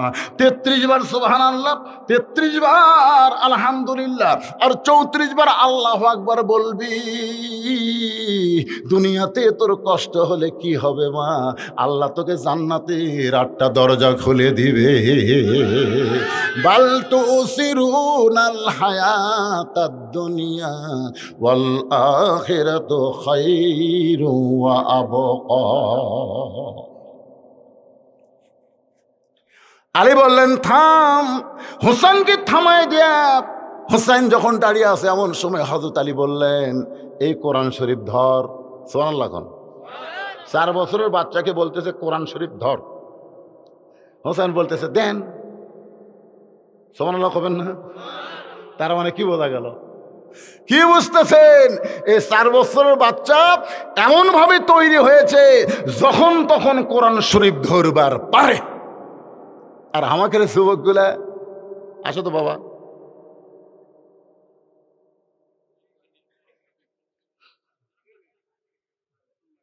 হায় হায়, এমন ছাঁচে এরা বড় হচ্ছে। আমি তো এক ওয়াজে বলছি যে আমার এলাকার এক ছেলে, ছোট্ট বাচ্চা, ক্লাস 2-এ পড়ে, ওই পেশাব দিয়ে 40 লিখছে।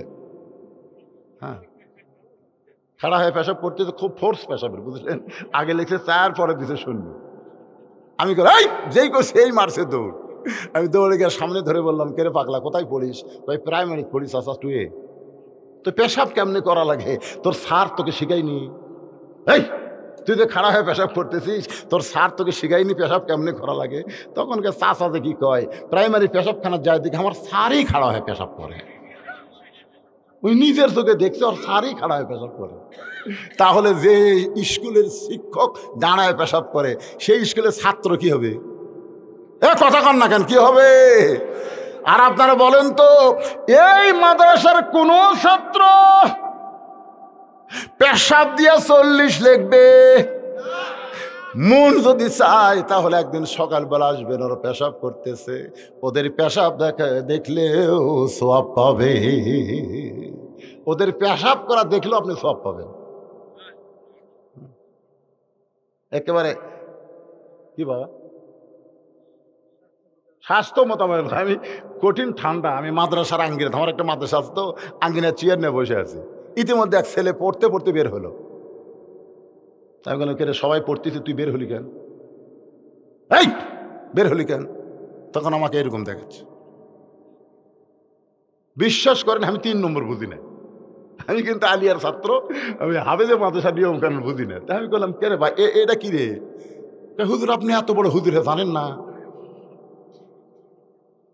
তাই বললাম, ভাই তো বাবা তোমার কাছে শিখতে চাই। তখন হুজুর এই যে 1 নম্বর হলো পেশাব, যখন পেশাব লাগবে তখন এই, আর যখন 2 সেটা হলো পায়খানা, আর যখন হঠাৎ করে ফিস অজু গেছে তখন,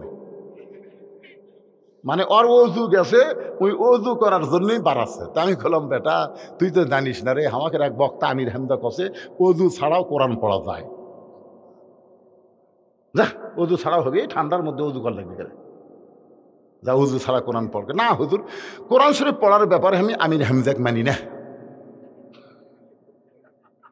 এমন হতেও মারছে যে কোরআন শরীফ পড়ার ব্যাপারে ওই আমির হামজাক মানে না। ওই মানে ইয়ামুসুহু ইল্লাল মুতাহহারুন, ওই মানে আল্লাহর কোরআন। সুবহানাল্লাহ। তা আমি কইলাম, পাগলায় শোন শোন শোন, আমি তোর হুজুর? না আপনি তো আমার হুজুর না। আচ্ছা তোর হুজুরের হুজুর? তোকে তা অবশ্য, মানে ওই দেখে ওর হুজুর আমাকে দেখে খুব ভয় করে। যাও, আমি মাদ্রাসার পরিচালক, আমি হুকুম দিলাম অজু ছাড়াই কোরআন পড়। অজু ছাড়া কোরআন পড়লে যদি কোনো পাপ হয়, সে পাপ যেন আল্লাহ আমাকে দেয়। যা। এমন তারা মারছি, ভয়ের ঠেলা আমি মাদ্রাসার মধ্যে ঢুকছে। আমি চিন্তা করলাম, দেখি তুই কি করে। তো ওখানে চেয়ারে বসে তো দেখা যাবি না। আমি উঠে আসা জানলার পাশে খাঁক দিয়ে দেখতেছি ওই দরজার ফাঁকত লুকাস। কে রে, কোরআনের কাছে না বসে দরজার ফাঁকত কেন? ওই দরজার ফাঁকত থাকার কারণ হলো আমার চেয়ার খালি খেয়াল করতেছে যে আমি উঠলেই ওই বাড়াবি। তুই তাকে দেখে আমি চেয়ারত নাই, ওই আবার বাড়াছে। এই ওই মাটিত বসে বলতে হুজুর বের করে দেন, মারেন, যা ইচ্ছা তাই করেন, আল্লাহর কোরআন অজু ছাড়া আমি ধরবো না। সঙ্গে সঙ্গে বাচ্চাকে বুকের মধ্যে নিয়ে বললাম, মাবুদ, এই কোরআনের পরশে বাচ্চাটারে তুমি এমন শিক্ষা দিলা, ওই শীতের দিনে ঠান্ডা পানি খেয়াল করে না, ও আল্লাহর কোরআনের মহব্বতের পাগল। জোরে বলেন ঠিক কিনা? যেই বলছে হোসাইন নাও, সঙ্গে সঙ্গে হোসেন বলতেছে, দেন রাসূল বলেছেন আমার হাসান হোসেন যখন জন্ম নিয়েছে এই দুইটা সন্তান জান্নাতি হয়ে জন্ম নিয়েছে। এই দুইটা সন্তান দুনিয়াতে এমন ভাবে গড়ে উঠবে, হাসরের ময়দানে আল্লাহ তাআলা এই দুইজন হাসান হোসেনকে সাইয়্যিদুশ শাবাবে আহলে জান্নাহ, জান্নাতি যুবকদের সরদার বানায়া দিবে। লিল্লাহু তাকবীর। এই যুবকেরা, মেসি নেইমারের ভক্ত হবা না হাসান হোসেনের হবা?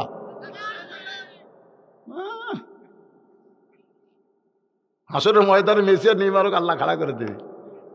খাড়া করে দিয়ে বলবে, রাসূল বলেছেন মান তাশাব্বা বিকওমিন ফাহুয়া মিনহুম, যে যাকে মহব্বত করবি তার সাথে হাসর হবি। এই মেসি নেইমার বাংলাদেশের যুবকেরা তোদের অত্যন্ত ভালোবাসতো, তোরা জাহান্নামে যা। তখন বলবে, আল্লাহ তোমার নবী কইছে, চলো ওর লিয়েই যাই। কি তখন কি হবে? যুবকেরা কথা কয় না কেন, কি হবে রে? আর হাসান হোসেনকে দাঁড় করে বলবে, হাসান হোসেন তোমরা দুইজন জান্নাতি যুবকদের সর্দার, বাংলাদেশের সব যুবকগুলোকে নিয়ে জান্নাতে যাও। তখন বলবে, ওরা আমাকে চিনিই না, ওরা খালি মেসি আর নেইমার, মেসি আর নেইমার। হোসেন যখন এইভাবে কোরআন ধরলো, সুবহানাল্লাহ কোন, এমন সময় হযরত আলী বলতে, হোসেন ছেলে মায়ের ঘরে ঢুকতে গেলে মায়ের অনুমতি লাগবে, বাবা মেয়ের ঘরে ঢুকতে গেলে বাবার অনুমতি লাগবে, কিন্তু একজন মানুষ সব সময় ঢুকতে পারবে, অনুমতি লাগবে না, সেটা হলো বউয়ের ঘরে স্বামী ঢুকতে। তোর মা আমার কে হয়? কে রে, বাপ হয়ে বেটাকে বলতেছে, আপনাকে কত শরম লাগতেছে? ফাতেমা হযরত আলীর কে হয়? ফাতেমা হযরত আলীর বউ হয়, বউ স্বামী লয়, বউ বউ না। আল্লাহ কোরআনে বলেছেন, হুন্না লিবাসুল লাকুম ওয়া আনতুম লিবাসুল লাহুন্না। সুবহানাল্লাহ। আমার মায়েরা অনেক সময় কয়, হুজুর খালি আমাদের বিরুদ্ধে ওয়াজ করে। আল্লাহ রাসূল ঘরের মধ্যে বসে আছে, শোনেন মজার কথা, শোনেন যে আয়াতে কারিমা তেলাওয়াত করলাম, এর শানে নজুল। এটা কেন আল্লাহ নাজিল করছে, তারই শানে নজুল। এমন সময় মা আয়েশা রাসূলের ঘরের মধ্যে ঢুকছে, যেই ঢুকছে নবী ডানে গেছে। আমরা নবীর শানে আগে ইয়া নবী সালাম আলাইকুম ডানাতাম, তোর কোন কথা ঠিক কিনা? কিন্তু আল্লাহ রাসূল ডানাছে। আয়েশা ভাই কে রে, আমি ঘরের মধ্যে ঢুকলাম আর বসা নবী ডানালো কেন? নবী ডানানোর পরে দরজা বন্ধ করে দিলেন, জানলা বন্ধ করে দিলেন। আয়েশা থরথর করে কাঁপতেছে। রাসূল বলে, আয়েশা কাঁপতেছে, বলে ইয়া রাসূলুল্লাহ আপনার জুতার পরশে আল্লাহর আরশ ধন্য হয়ে গেছে, যদি কোনো বেয়াদবি হয় এই কারণেই দেহ কাঁপতেছে। রাসূল বলে, আয়েশা একজন নবীর জুতার পরশে আল্লাহর আরশ ধন্য হয়েছে, একজন নবীর জুতার পরশে। আয়েশা বলতে, হুজুর আপনি তো হলো সেই নবী। রাসূল বললেন, দরজা যতক্ষণ খোলা ছিল ততক্ষণ আমি নবী ছিলাম, যেই দরজা বন্ধ হয়েছে আমি আর নবী নই, আমি হলাম স্বামী আর তুমি আমার বিবি। সুবহানাল্লাহ কবেন না? আমি স্বামী আর তুমি বিবি। আয়েশা দৌড়ে এসে নবীর বুকের মধ্যে ঝাঁপ দিছে। বুকের মধ্যে ঝাঁপ দেওয়া মানে সাগরও ঝাঁপ দেওয়া, তাই না? আমার বুক হলো সাগর রে, ভালোবাসার সাগরে মা আয়েশা ঝাঁপ দিয়া নবীর বুকের মধ্যে মাথা লুকায় বলতেছে, আল্লাহ আমার নবী শুধু বিশ্ব নবী নয়, আমার নবী হলেন পৃথিবীর 1 নম্বর স্বামী। সুবহানাল্লাহ, জোরে গান। যখন খাদিজা নবীর হাতে কলমা পড়ে মুসলমান হচ্ছে, তখন আল্লাহ রাসূল বললেন, খাদিজা, ও খাদিজা, দুনিয়ার কেউ ইমান গ্রহণ করেনি, তুমি সর্বত্র আমার হাতে। মানে রাসূল একটু সংকোচ করতেছে, বউ যে। আমরা 3টা জিনিস খেয়াল করছি আমার এলাকার, আপনার এলাকার খবর আমি জানি না। আমার এলাকার কোনো ডাক্তার বইয়ের সিজার করে না। আমার এলাকার কোনো ডাক্তার তার বইয়ের সিজার করে না। বাচ্চা পেটে আসলে নর্মালে বাচ্চা নেয়, সিজার করে না। কারণ সিজার করলে হয় বাচ্চা আগে বার করা লাগবে, বাচ্চা মায়ের পেট কাটা লাগবে, মা অসুস্থ হয়ে যাবে। এদের আমার এলাকার কোনো ডাক্তারের বউ সিজার করে না। আমার এলাকার কোনো মৌলবি বাড়িতে মিলাদ পড়ায় না। এটা আমার এলাকার কথা বলতেছে। আমার এলাকার একটা মৌলবি মানুষের বাড়িতে মিলাদ পড়ে, কিন্তু নিজের বাড়িতে পড়ে না।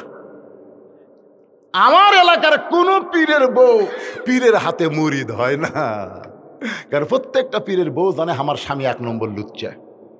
মাঝে মধ্যে মুরিদের বইয়ের দিকে টেরা হয়ে তাকা থাকে। তাহলে কয়টা জিনিস করলাম? 1 নম্বর হল ডাক্তারের বউ সিজার করে না, 2 নম্বর মৌলবীর বাড়িতে মিলাদ হয় না, 3 নম্বর পীরের বউ মুরিদ হয় না। কিন্তু সর্বপ্রথম নবীর হাতে কলেমা পড়েছে নবীর বিবি। এখান থেকে প্রমাণ হয়ে গেল আমাদের নবী কোনো পীর না, কোনো ঠাকুর না। আমাদের নবী হলো লাকাদ কানা লাকুম ফি রাসূলিল্লাহি উসওয়াতুন হাসানা। জোরে কোন উসওয়াতুন হাসানা। একটু মনোযোগ দিয়ে শুনবেন। আয়েশা যখন নবীর বুকের মধ্যে ঝাঁপ মারছে, আস্তে করে নবী ডান হাতখানা আমার দিকে খেয়াল করেন। যারা বিয়ে করছেন তাদের জন্য বলতেছি, এভাবে ডান হাতটা পিঠের উপরে দিয়ে নবী চাপ মারছে। বউকে মাঝে মধ্যে বুকের মধ্যে নিয়ে একটু চাপ দিবেন। যারা বিয়ে করছেন তারা একটু আমলের নিয়তে শোনেন, আর যারা বিয়ে করেন না ওরা আবার চাপ দিবার বিপদে পড়েন না। হ্যাঁ, এরকম যখনই চাপ মারছে সঙ্গে সঙ্গে আল্লাহ ডাকতে বলে, জিবরাইল কোথায় তুমি? জিবরাইল বলতেছে, আল্লাহ এমন করে ডাকতেছেন কেন? আমি তো সব সময় লব্বাইক। আল্লাহ বলে, জিবরাইল নবী ঘরের মধ্যে যে আমল করতেছে, এ আমলে আমি আল্লাহর আরশ খুশি হয়ে গেছে। যারে জিবরাইল যা নবীর কাছে কোরআন নিয়ে যা। জিবরাইল বলে, আল্লাহ নবী কি আমল করতেছে? আল্লাহ বলে, তোকে বলা যাবে না, কোরআনের আয়াত নিয়ে যা। ফেরেশতা জিবরাইল নবীর ঘরের পাশে থেকে বলে, আসসালামু আলাইকা ইয়া রাসূলুল্লাহ। নবী চমকে উঠছে। আয়েশা বলে, হুজুর কি হয়েছে? বলে, ফেরেশতা জিবরাইল আইছে। আয়েশা বলে, ইয়া রাসূলুল্লাহ, এই মুহূর্তে জিবরাইল আসা কি ঠিক হলো? যখন আপনার বুকের মধ্যে আমি মজা পাইতেছি, আর তেমন সময় আল্লাহ জিবরাইল পাঠালো। নবী ডাক দেয়া বলে, আয়েশা রে, জিবরাইল নিজের ইচ্ছায় কোনোদিন আসে না। মা ইয়ান্তিকু আনিল হাওয়া ইন হুয়া ইল্লা ওয়াহয়ুহা। আল্লাহ নবী বলেন, জিবরাইল খবর কি? জিবরাইল বলে, হুজুর আমি জানি না, তবে আল্লাহ বলেছে আপনি ঘরের মধ্যে যে আমল করতেছেন আল্লাহর আরশ পর্যন্ত আনন্দ করতেছে। নবী ঘরের মধ্যে সেজদাত আছে, কোরআন শরীফ পড়তেছে, নামাজ পড়তেছে। তাহলে সবচাইতে সুন্দর আমল কি? আমিলুস সালেহা। সবচাইতে সুন্দর আমল হলো বউকে বুকের মধ্যে নিয়ে পিঠে একটা ঠাসি দেওয়া। এর খালি নামাজ পড়ার আমল। এ জোরে সুবহানাল্লাহ কন না কেন? মা বোনেরা বুঝতেছে হুজুর আজকে কেবল আসল ওয়াজ করতেছে। করা লাগবে না, করা লাগবে না। এই যে আল্লাহ বললেন, হুন্না লিবাসুল লাকুম ওয়া আনতুম লিবাসুল লাহুন্না, তার বাংলা অর্থ কি জানেন? একই কম্বলের মধ্যে স্বামী স্ত্রী ঘুমান লাগবে। এক কম্বল, বালুস কটা? এক বালুস। রাসূল বলেছেন, ঘুমানোর সময় মুখের সাথে মুখ দিয়ে ঘুমাবা। ঘুমের মধ্যে তোমরা কোন দিকে কে গেল সেটা ধরার কথা না, কিন্তু শুরুটা হবে মুখের সাথে মুখ দিয়ে। আপনারা তো ঠিক করেন, কিন্তু মেয়ে মানুষের তো ঠিক করবি না। যে বিড়ি খাওয়া খায়, এই ঘরের মধ্যে ঢুকলে মনে ভোগরা ফাটা ঢুকলো, আর মুখের সাথে মুখ ঠেকামো। বাজান একটু মনোযোগ দিয়ে শুনবেন। আল্লাহ রাসূল বলেছেন, ঘুমাতে যাওয়ার আগে মেসওয়াক করবা, আবার ঘুম থেকে ওঠার সময় মেসওয়াক করবা। মেসওয়াক করা হলো নবীর দাইমি সুন্নত। দাইমি সুন্নত। জোরে কোন কি সুন্নত? এই ভাই মনোযোগ দিয়ে শোনেন তো। এটা কি হলো আবার? এটা কে? এটা আপনি কে? ল্যান করলেন, পান খাতে খাতে যাচ্ছে। ওরে মজার লাতি, ওটাও লাতি। মাশাআল্লাহ। মেসওয়াক করা দাইমি দাইম বোঝেন, সবসময় মেসওয়াক রাখবেন। নবী 5 ওয়াক্ত ওযু করার পূর্বে মেসওয়াক করতেন, ঘুমানোর সময় মেসওয়াক করতেন। মার কারণ মুখের দুর্গন্ধ, বউ যেন মুখের দুর্গন্ধ স্বামী না পায়। এখন সুমি উঠে গেছে, জোরে কোন ঠিক কিনা ভাই? আমার মায়ের একটু শোনেন। হযরত আলী বলে, হুসাইন, বাবা মেয়ের ঘরে ঢুকতে হুকুম লাগবে, ছেলে মায়ের ঘরে ঢুকতে হুকুম লাগবে, কিন্তু এমন একজন মানুষ ঢুকতে হুকুম লাগবে না, সেটা হলো বউয়ের ঘরে স্বামী ঢুকতে। হযরত আলী চুপি চুপি ফাতেমার ঘরের দরজায়, চুপি চুপি ফাতেমার ঘরের দরজায় গিয়ে তাকায়, দেখে ফাতেমা অন্দর মহলের মধ্যে বাম হাতে জাঁতা ঘুরাই আর ডান হাতে আল্লাহর কোরআন তেলাওয়াত করতেছে। আমার দেখে একটু তাকান, একটু তাকায় দেখেন, ফাতেমা এই বাম হাত দিয়ে জাঁতা ঘুরাচ্ছে, জোরে কোন কি ঘুরাচ্ছে, আর ডান হাতের মধ্যে কোরআন শরীফ তেলাওয়াত করতেছে। হযরত আলী দরজার দাঁড়িয়ে মনে মনে কয়, আল্লাহ, দুনিয়াতে সম্পদ পাইনি, কিন্তু আল্লাহ আমার ভাঙ্গা ঘরটা হাসান হোসেন মায়ের কারণেই তুমি জান্নাত বানাইয়া দিলে। এটা কি রে?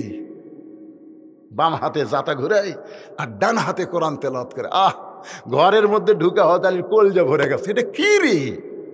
আর আমাকে কলজা ভরে না, আগুন লাগে। ঘর ঢুকা দেখতেছে স্টার জলসা জি বাংলা লুলু করে হিন্দু করে পূজার বাদ্য বাজছে। এটা কি রে? এটা কি রে? কথা বল না কেন? না না না, আপনার কিছু আফসোস হচ্ছে না? আপনি এশার নামাজ পড়ে এসে চিন্তা করতেছেন, আমি বাড়ির মধ্যে ঢুকে দেখবো আমার বউ যায় নামাজত বসে আছে, নামাজ শেষ হলে তসবিহ তিলাওয়াত করবি, কোরআন শরীফ পড়বি। আপনি কি নিয়ত করে বাড়ির মধ্যে ঢুকে দেখেন, ও রে বাবা, উত্তর ঘর থেকে লো করে আমার ঘর থেকে কোরআনের আওয়াজ না আসে, এই লোলের আওয়াজ কেন যায়? দেখেন আপনার ম্যাডাম ইবলিসের গান শুনতেছে, আওয়াজ এরকম জান্নাত ইবলিসের গান শুনে আদমের ভাগ্য খারাপ হয়ে গেছে। জোরে কোন কথা ঠিক কিনা? আজকে স্টার জলসা জি বাংলা হলো শয়তানের গান। জোরে কোন কিসের গান? আমার মায়েরা বোনেরা যারা পর্দার অন্তর আছেন একটু শোনেন। হযরত আলী ঘরের দিকে তাকায়, বাম হাতে জাঁতা, ডান হাতে আল্লাহর কোরআন তেলাওয়াত করতেছে। এই দৃশ্য দেখে সঙ্গে সঙ্গে হযরত আলীর জবান ফসকে বার হয়ে গেছে, বার করবার চাইনি কিন্তু জবান ফসকে বের হয়ে গেল। রব্বানা পড়েন, রব্বানা আতিনা ফিদ দুনিয়া হাসানাতাও ওয়া ফিল আখিরাতি হাসানা ওয়া কিনা আযাবান নার। এটা কিন্তু বের করার চাইনি, জবান ফসকে বের হচ্ছে। যেই বের হয়েছে ফাতেমার সঙ্গে সঙ্গে কাঁপতে কাঁপতে জাঁতা ঘোরানো শেষ, কোরআন শরীফ পড়াও শেষ। জাঁতার জায়গায় জাঁতা থুয়ে কোরআন শরীফ থুয়ে স্বামীর সামনে সালাম দিয়ে খাড়া হয়। কি গো, আপনি তো ঘরের মধ্যে কোরআন শরীফ তেলাওয়াত করতেছিলেন, সে কোরআন শরীফ তেলাওয়াত বাদ দিয়ে অসময়ে ঘরের মধ্যে ঢুকলেন। আল্লাহ আলী বলতেছে, আমি কোরআন তেলাওয়াত করতেছিলাম, অসময়ে ঢুকলাম, কিন্তু তুমি করলে কি? তুমি জাঁতা ঘুরান বাদ দিলে দাও, কিন্তু কোরআন শরীফ পড়া বাদ দিলে কেন? ফাতেমা বলতেছে, আপনি জানেন না, স্বামী যখন বইয়ের ঘরে আসবে তখন বইয়ের সমস্ত কাজ কাম হারাম, একটাই মাত্র কাজ, স্বামীর সামনে হাজির হওয়া। জোরে কোন সুবহানাল্লাহ। মায়েরা শোনেন, কব্বরে যাবেন না, শোনেন। 5 কাপড় দিয়ে চাদর দিয়ে ঢেকা ধসে ফতুয়া দিছে, মেয়ে মানুষের লাশ দেখা হারাম, মেয়ে মানুষের লাশ দেখা হারাম, জেতা দেখা। আরে আমি ওটা বলতেছি না, মেয়েদের লাশ দেখা কি, সেজন্য আমরা চাদর দিয়ে ঢেকা দিই। আপনাকে এলাকা মেয়ে মানুষের জানাজা হয় না, তো চাদর খালি লাশই দেখেন না, খাটির ওপরে চাদর দেন, কি জন্য চাদর দেন? ফেরেস্তা শরীর খালি ঘোরে, ফেরেস্তা ঘোরে আর কয়, আল্লাহ, এই মেয়ে মানুষ যখন জেতা ছিল তখন ঠিক মতো গাওয়াত কাপড়ই দেয়নি, আর মরার পরে 5 কাপড় দিয়ে চাদর দিয়ে ঢাকলো, কারণ কি? আল্লাহ বলতেছে, ওই দেশের নাম হলো বাংলাদেশ, ওই দেশে বাঁচতে মানে না রে, মরার পরে মানে রে। আমার এলাকার এক মেম্বার, মেয়ে মানুষ মেম্বারে ডানাতে, ভোটার ডানাতে, বুঝলেন? আমার এলাকার এক মেয়ে মানুষ ভোটার ডানাতে, ওর এমন চরিত্র ভাই, ওই ভোটত ওটার দড়ি মরত পালি দৌড়ে হাত দেন দেন না, ভাই ও ভাই আমাকে একটা ভোট দেওয়া লেগে, মানে হাত টাইনালে বুকের কাছে আসে, ভাই আমাকে একটা ভোট দেওয়া লেগে ভাই, ও দাদে ভাই। আমি ওর স্বামীকে একদিন থেকে বললাম, কে রে ভাই, তোর বউ যে হারে জনগণের কাছে ভোট চাচ্ছে, তোর ওই বউ মরে গেলে তুই কয় কাপড় দিব? তোর হক হুজুর আপনার নতুন ফতুয়া নাকি? মেয়ে মানুষ হলে 5 কাপড় দেওয়া লাগবে, আমি জানি না। পাগলা জেতা থাকতে যে হারে ভোট নিচ্ছে, ওর 5 কাপড়, 70 কাপড় দিলেও তো কাম হবে না। কি এ মায়েরা বোনেরা শোনেন, কেমন ভাবে ফাতেমা কবরে গেল। গভীর রাত্রে আলীকে বুকের মধ্যে নিয়ে বলে, স্বামী সবসময় পর্দায় থাকার কারণে, আমি সব সময় পর্দায় থাকার কারণে পর্দার ভিতরে মৃত্যু আল্লাহর কাছে কামনা করেছি। আল্লাহ তাআলা আমার দোয়া কবুল করেছে। আজকে গভীর রাত্রে পর্দার মধ্যে আমার মৃত্যু হবে। যেই মাত্র কইছে গভীর রাত্রে পর্দায় মৃত্যু হবে, গাছের গোড়া কাটলে গাছটা যেমন ঠাস করে পড়ে যায়, হতালি তেমনি পড়ে গেলেন ঘরের মাঝায়। মা ফাতেমা দৌড়ে এসে স্বামীর মাথাটা উড়াতের উপরে নিয়ে বলে, স্বামী গো, এমন করে আপনি কাঁদবেন না, কারণ আসলে যাইতে হবে। এই দুনিয়াতে কেউ আমরা থাকার জন্য আসি নাই, সবাইকেই যাইতে হবে। আমিও যাব, কিন্তু আল্লাহর কাছে বলেছি, আল্লাহ আমার দোয়া কবুল করেছে, আপনি আমার 3টা চাওয়া কি পুরা করবেন না? আলী কান্দার বলে, ফাতেমা দুনিয়ার জীবনে তুমি চাও নাই কষ্ট পাবো বলে, মরার পরে কি চাইবা ফাতেমা? বলে 1 নম্বর চাওয়া হলো রাতের অন্ধকারে আমাকে দাফন করবেন, দিন রাতের আলো অন্ধকারে মৃত্যুবরণ করব, আর দিনের আলোতে আমাকে দাফন করবেন। আমার কবর দুনিয়ার মানুষ দেখলে আমার পর্দার খেলাফ হয়ে যাবে। আমার 2 নম্বর চাওয়া হলো আমার কোনো জানাজার ব্যবস্থা করবেন না। আলী বলতে যে, ফাতেমা লক্ষ লক্ষ মানুষ তোমার দোয়া করবে জানাজায়, তুমি কেন নিষেধ করো? ফাতেমা বলতেছে, কোরআন হাদিস পড়ে আমি যা বুঝেছি, লক্ষ মানুষের দোয়া দেয় ফাতেমার কোনো লাভ হবে না। আপনি যদি বলেন ফাতেমা ভালো, একজনের দোয়াতেই 8টা জান্নাতের দরজা আল্লাহ খুলে দিল। কারণ লক্ষ মানুষের আমি কেউ না, আমি হলাম আপনার বউ। আপনি যদি দোয়া করেন আমার জান্নাত হবে, লক্ষ মানুষের দোয়া দিয়ে আমার কোনো কাজ হবে না। ওগো স্বামী, আমার লাশটা কিন্তু খাটনিতে তুলবেন না, আমার লাশটা খাটনিতে তুলবেন না। আমি ফাতেমা হিসাব করে দেখলাম 4 জন পুরুষ আমার লাশ কাঁধে নিবে, এমন 4 জন পুরুষ আমি খুঁজে পাইলাম না। আমার বাবা যদি দুনিয়াতে থাকতো, মরা মেয়ের লাশের খাটনি বাবা কাঁধে নিবার পারতো। আমার হাসান হোসেন যদি বড় হইতো, তাহলে মায়ের লাশের খাটনি কাঁধে নিবার পারতো। আমার বাবা দুনিয়া থেকে 6 মাস আগে চলে গেছে, আমার হাসান হোসেন এত ছোট, মায়ের খাটনি কাঁধে নিবার পারবেন না। আপনি শুধু আমার দেহটা কাঁধে করে নিয়ে ওই জান্নাতুল বাকির পূর্ব কোণায় সবুজ রঙের একটা বাতি জ্বলবে, ওই বাতি বরাবর আমাকে দাফন করবেন। তাহলে ফাতেমার লাশটা নিয়ে যায় ওই জান্নাতুল বাকির পূর্ব কোণায় সবুজ রঙের একটা বাতি জ্বলতেছে, ওই বাতি বরাবর কবরে দাফন করলেন। দাফন করার পরে আল্লাহর কাছে দোয়া করতেছে, আল্লাহ আমার হাসান হোসেনের মাকে তুমি কবুল করে নাও। আমি স্বামী হয়ে দোয়া করি, আমি আলী তার প্রতি বড় খুশি হয়ে গেছি। এই দোয়াটা যেই মাত্র শেষ, সঙ্গে সঙ্গে সবুজ রঙের বাতি নিভে যায়।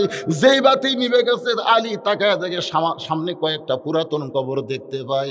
এই মাত্র ফাতেমার কবর দিলাম, সেই নতুন কবর গেল কোন জায়গায়? শুধু পুরাতন কবর, নতুন কবর নেই। জান্নাতুল বাকির মধ্যে আলী দৌড়ায় আর বলে, ফাতেমার কবর, আমার ফাতেমার কবর। কে যেন বলতেছে, আলী রে, ফাতেমা পর্দানিশী, আমি আল্লাহ জোহরা ডিগ্রি দিয়া তার কবর কেউ পর্যন্ত কিয়ামত পর্যন্ত পর্দা করেছি।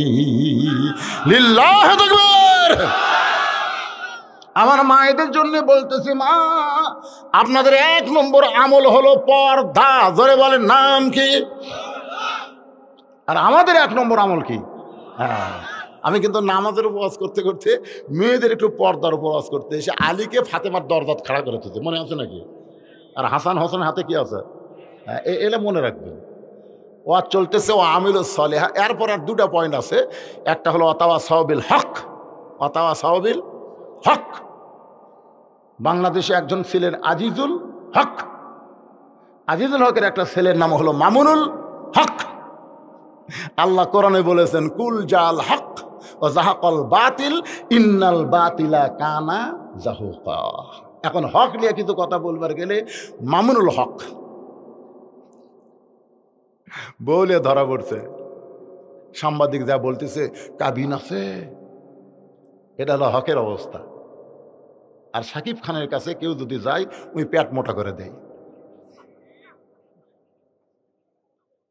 কি খান একটা সাংবাদিকের লুচ্চারা করলো না যে তোমাকে পেটত বাচ্চা আসে, সাকিব খান বিয়া ছাড়া বাচ্চা দেয়, এই শালা কাজ পর্যন্ত পুলিশও ধরলো না। জোরে কোন কথাটা? তাহলে বাংলাদেশে হকের অবস্থা কি? আজিজুল হকও কিন্তু জেলখানাত গেছিল, জোরে কোন ঠিক কিনা? প্রচুর পানি দেয়নি। আর মামুনুল হক সেই জুয়ান তাগড়া মানুষ গেল হাজরা দেওয়ার সময় লাঠি ধরলো, তারপর আবার দেখি সিয়ারত করে নিয়ে আসতেছে। তাহলে হকের অবস্থাটা কি? আমি ওয়াজ করবো তাওয়াসাবিল হক, শুনবেন না? আর 4 নম্বর বিষয় হলো তাওয়াসাবিস সবর, ধৈর্য ধরা লাগবে। এই ধৈর্যের আবার ব্যাখ্যা আছে। এই দুটা ব্যাখ্যা করবার গেলে 12টা এখনই বাজলো রে, কি বিপদ হয়ে গেল। না করতে থাকে ইনশাল্লাহ, তা হবে না, কারণ আমাকে আবার ফজরের নামাজ আদায় করা লাগবে। জোরে কোন কথা ঠিক কিনা? হ্যাঁ, আপনার তো বসে থাকা মজা পাচ্ছেন, ও তার পিছন দিয়ে খাড়া হয়ে আছে, এটা বসারই চান্স নাই বারে। হ্যাঁ, সে জায়গা আপনি দেখে পাচ্ছেন নাকি? পাঁচই বন্ধু গেছে, আর চাপা যাবি না, আর চাপা আর কি রাত 12টার সময় চাপার দরকার নেই। এই বিষয় ভিত্তিক সূরা আসরের উপর তাফসীর করে আমি আপনাদের নিয়ে মনোজাত করবো। রাজি আছেন তো ইনশাল্লাহ? তাহলে কোন জায়গায় রাখলাম? নামাজের কোন জায়গা? কই নামাজের কথা না কোন হুজুর, অসুবিধা নেই। হোসেনের হাতে কোরআন দিয়ে হযরত আলী ফাতেমার দরজায়, ফাতেমা সব কাজ বাদ দিয়ে স্বামীর সামনে দাঁড়ায় গেছে, মনে আছে? এখন হলো আতাওয়াসাউ বিল হক, হক কথা বলা লাগবে, হক পথে চলতে হবে। হক কথা বলতে গিয়ে যদি ফাঁসির মঞ্চেও যায় সেটাও বরণ করতে হবে। আল্লাহ বলেছেন ওয়ালা তাকুলু লিমান ইউকতালু ফি সাবিলিল্লাহি আমওয়াতুন বাল আহইয়াউ ওয়ালাকিন লা তাশউরুন। এই যে আয়াতে আল্লাহ আকবার করলেন, এর বাংলা অর্থ কে? ওই 4-5 জন লড়তেছে কে? ওই 4টা লড়তেছে কে এখন? না না, ওই যে একসাথে 4টা গেল, একে নিয়ত কি ওরা তবারক লিব না? শোনেন, কু আনফুসা কম আহলি কম না, আমরা কয়জন শুনবো? ওরা ঘুরবি কে? ওরা এত রাত পর্যন্ত যখন চেতন আছে তবারক ছাড়া আবার যাবি কে? জোরে কোন কথা ঠিক কিনা? 12টা পর্যন্ত চেতন থাকলো, আর আমি যে ঘর ছিলাম ওই ঘরের পাশেই তবারক থোছে। আরে ভাই সুগন্ধ রে, কি দিয়ে পাক করতেছি রে এইরকম সুগন্ধ। আপনাদের বাপ মা গোরস্থানে আছে না নাই? ভাই কিছু মনে করেন না, আপনাকে কারকে বাপ মা মারা গেছে তার একটা হাত তোলে, তারকে বাপ মা মরে গেছে ভাই, আল্লাহ আকবরকে হাত তোলে করে বাপ মা। শোনেন, মাশাল্লাহ সবারই মরে গেছে না, কিছু লোক এখনো বাপ মা যাদের মরেনি তারা একটু হাত তোলেন তো, এটাই তো বেশি রে। আচ্ছা ঠিক আছে, না আমি বলতেছি দুটাই মরে গেছে, বাপও মরছে মাও মরছে, এইরকম কয়েকজন আছেন বাপ মাও দুটাই মরে গেছে, মানে দুটাই মরেছে নাই রে। আচ্ছা হাত নামান, আমি 2টা গান গাবো, একটা বাপের উপর একটা মায়ের উপরে, 1 লাইন করে। বাবার মতন আপন কেহ নাই রে দুনিয়ায়, নিজে না খাইয়া বাবা সন্তানকে খাওয়ায়, বাবার মতন আপন বন্ধু নাই রে দুনিয়ায়। মা জননী নাই রে যাহার, মা জননী নাই রে যাহার, এই দুনিয়ায় তাহার কেহ নাই। মায়ের মতন মায়ের মতন আপন কেহ নাই রে দুনিয়ায়। তাহলে যাদের বাপ মা দুটাই কবরে গেছে, আপনারা শত চেষ্টা করলেও বাপ মাকে আর কিছু খাওয়াতেও পারবেন না, খেদমতো করতে পারবেন না। আমি সেই বাপ মার রুহের মাগফিরাতের জন্য রাত 12টার পরে কেউ বলতে পারবেন না যে হুজুর ওয়াজ না করে আদায় করতেছে। 2 ঘন্টা ওয়াজ করার পরে আমি বাপ মা রুহের মাগফিরাতের জন্য এই নবীর এতিম মাদ্রাসায় একটা কোরআন শরীফ দিবেন। একটা কোরআন শরীফ মাত্র 500 টাকা দাম। একটা কোরআন শরীফ 500 টাকা দিলেই আপনার বাপমার কবরকে আল্লাহ জান্নাত বানায় দিবে। বাপমার প্রতি মহব্বতে এমন কোন পাগল ছেলে আছে যে হুজুর বহু কিছু দুনিয়াতে করলাম, আমার বাপমার জন্য কি করছি হুজুর, আজকে নবীর ইতিম মাদ্রাসায় আমি একটা কোরআন শরীফ দিলাম 500 টাকা। আপনি 500 টাকা দিলেই একটা কোরআন দানের সওয়াব আল্লাহ আপনার বাপমার কবরে দিয়ে দিবে। মাশাআল্লাহ। বাপ মারা গেছে, দেখেন বগুড়ার বাড়ি কোথায়, ঘোলাগাড়ি বগুড়ার ছেড়ে দেওয়া লাগবে। বাবা মারা গেছে, মিডিয়া নিয়ে আইছে। বাবার কথা শোনার সঙ্গে সঙ্গে দেখেন মিডিয়া নিয়ে আইছে 500 টাকা কোরআন শরীফ বাবদ করলো দান। সর্বোত্তম দোয়া করে দিলাম, আল্লাহ ছেলেটার বাবার কবরটা জান্নাত বানায় দেন। জোরে কোন আমিন। লিল্লাহি তাকবীর। আল্লাহর একজন পাগল 4 কোরআন শরীফ বাবদ 2000 টাকা দান করেছে। আল্লাহ তার দানকে কবুল করেন। আল্লাহ আর একজন কোরআন শরীফ বাবদ বাপ মার কথা মনে করে, খালি মনে করেন আমি মরে গেলেও আমার ছেলেরা এরকম দান করবে। আর আপনি যদি বসে থাকেন মরে যান, গোরস্থান বাগুন বাড়ি বানাবি রে। আল্লাহ কোরআন শরীফ বাবদ 500 টাকা দান করছে। আর একজন আল্লাহ তোমার মাদ্রাসায় কোরআন শরীফ বাবদ বাপ মার জন্য 500 টাকা দান করলো। আল্লাহ দানকে কবুল করেন। আল্লাহ আর একজন কোরআন শরীফ কত আছে এখানে 500 টাকা দান করেছে। আল্লাহ দানকে কবুল করেন। মাশাআল্লাহ মাশাআল্লাহ। এতগুলা টাকা কিসের জন্যে? কোরআনের জন্য মেলাগুলো টাকা দিছে। মাশাআল্লাহ। বাপ মা দাদা দাদি 14 গোষ্ঠীর জন্য 6টা কোরআন শরীফ বাবদ একটা ছোট্ট বাচ্চা করলো দান 3000 টাকা। আল্লাহ দানকে কবুল করেন। মার জন্য 2টা কোরআন শরীফ বাবদ 1000 টাকা দান করেছে। আল্লাহ মায়ের কবর জান্নাতের টুকরা বানান। শাহাদাত হোসেন ভুট্টু কোরআন শরীফ বাবদ 1000 টাকা দান করছে নবীর মাদ্রাসায়। আল্লাহ দানকে কবুল করেন। আর একজন কোরআন শরীফ বাবদ 500, আর একজন কোরআন শরীফ বাবদ 500 টাকা দান করছে। আল্লাহ কবুল করেন। আর একজন তোমার নবীর মাদ্রাসায় কোরআন বাবদ 500 টাকা দান করলো। আর একজন 500 টাকা দান করলো। আর একজন 500, আর একজন 500। আল্লাহ কে দাদা দাদি মারা গেছে, বাপ মা জীবিত আছে? বেঁচে আছে বাপ মা দাদা দাদি। আমি তো দাদা দাদির কথা কইনি। দাদা দাদির প্রতি কত মহব্বত। বাপ মা জীবিত আছে, দাদা দাদির জন্য কোরআন বাবদ 500 টাকা দান করলো। আল্লাহ শমশের, আল্লাহ তোমার পাগল 4 কোরআন বাবদ 2000 টাকা দান করছে। আল্লাহ কবুল করেন। আর একজন কোরআন বাবদ 500, আর একজন কোরআন শরীফ বাবদ 500, আর একজন কোরআন শরীফ বাবদ 500। কেউ যদি মনে করেন হুজুর আমি 200-300 টাকা দিব, আপনি দেন, সেটা হবে দান। আর 500 দিলেই হবে কোরআন। আমার এক বাপ যান 1000 টাকা 2টা কোরআন শরীফ বাবদ দান করে গেল। আর একজন 2টা কোরআন বাবদ 1000। আর একজন আল্লাহর বান্দা কোরআন শরীফ বাবদ বাবার জন্য 500 টাকা করছে দান। আল্লাহ দানকে কবুল করেন। আল্লাহুম্মা আমিন। আল্লাহ তোমার একজন বান্দা 2টা কোরআন বাবদ 1000 টাকা দান করেছে। আল্লাহ কবুল করেন। আল্লাহ তোমার একজন বান্দা শরীফ নাকি রে, কি রে জরিফ 1 মণ ধান দান করছে। আল্লাহ তার দানকে কবুল করেন। আর একজন 500 টাকা দান করলো। আর একজন 500 টাকা দান করছে। বাপ মার জন্য দোয়া চাইয়া 1000 টাকা কোরআন শরীফ বাবদ করছে দান। আল্লাহ দানকে কবুল করে জান্নাতের মালিক বানান। আর একজন কোরআন বাবদ 500, আর একজন কোরআন বাবদ 500, আর একজন কোরআন শরীফ বাবদ কত দিছে? 200 টাকা নগদ দিয়েছে, বাকি 300 দিবেন।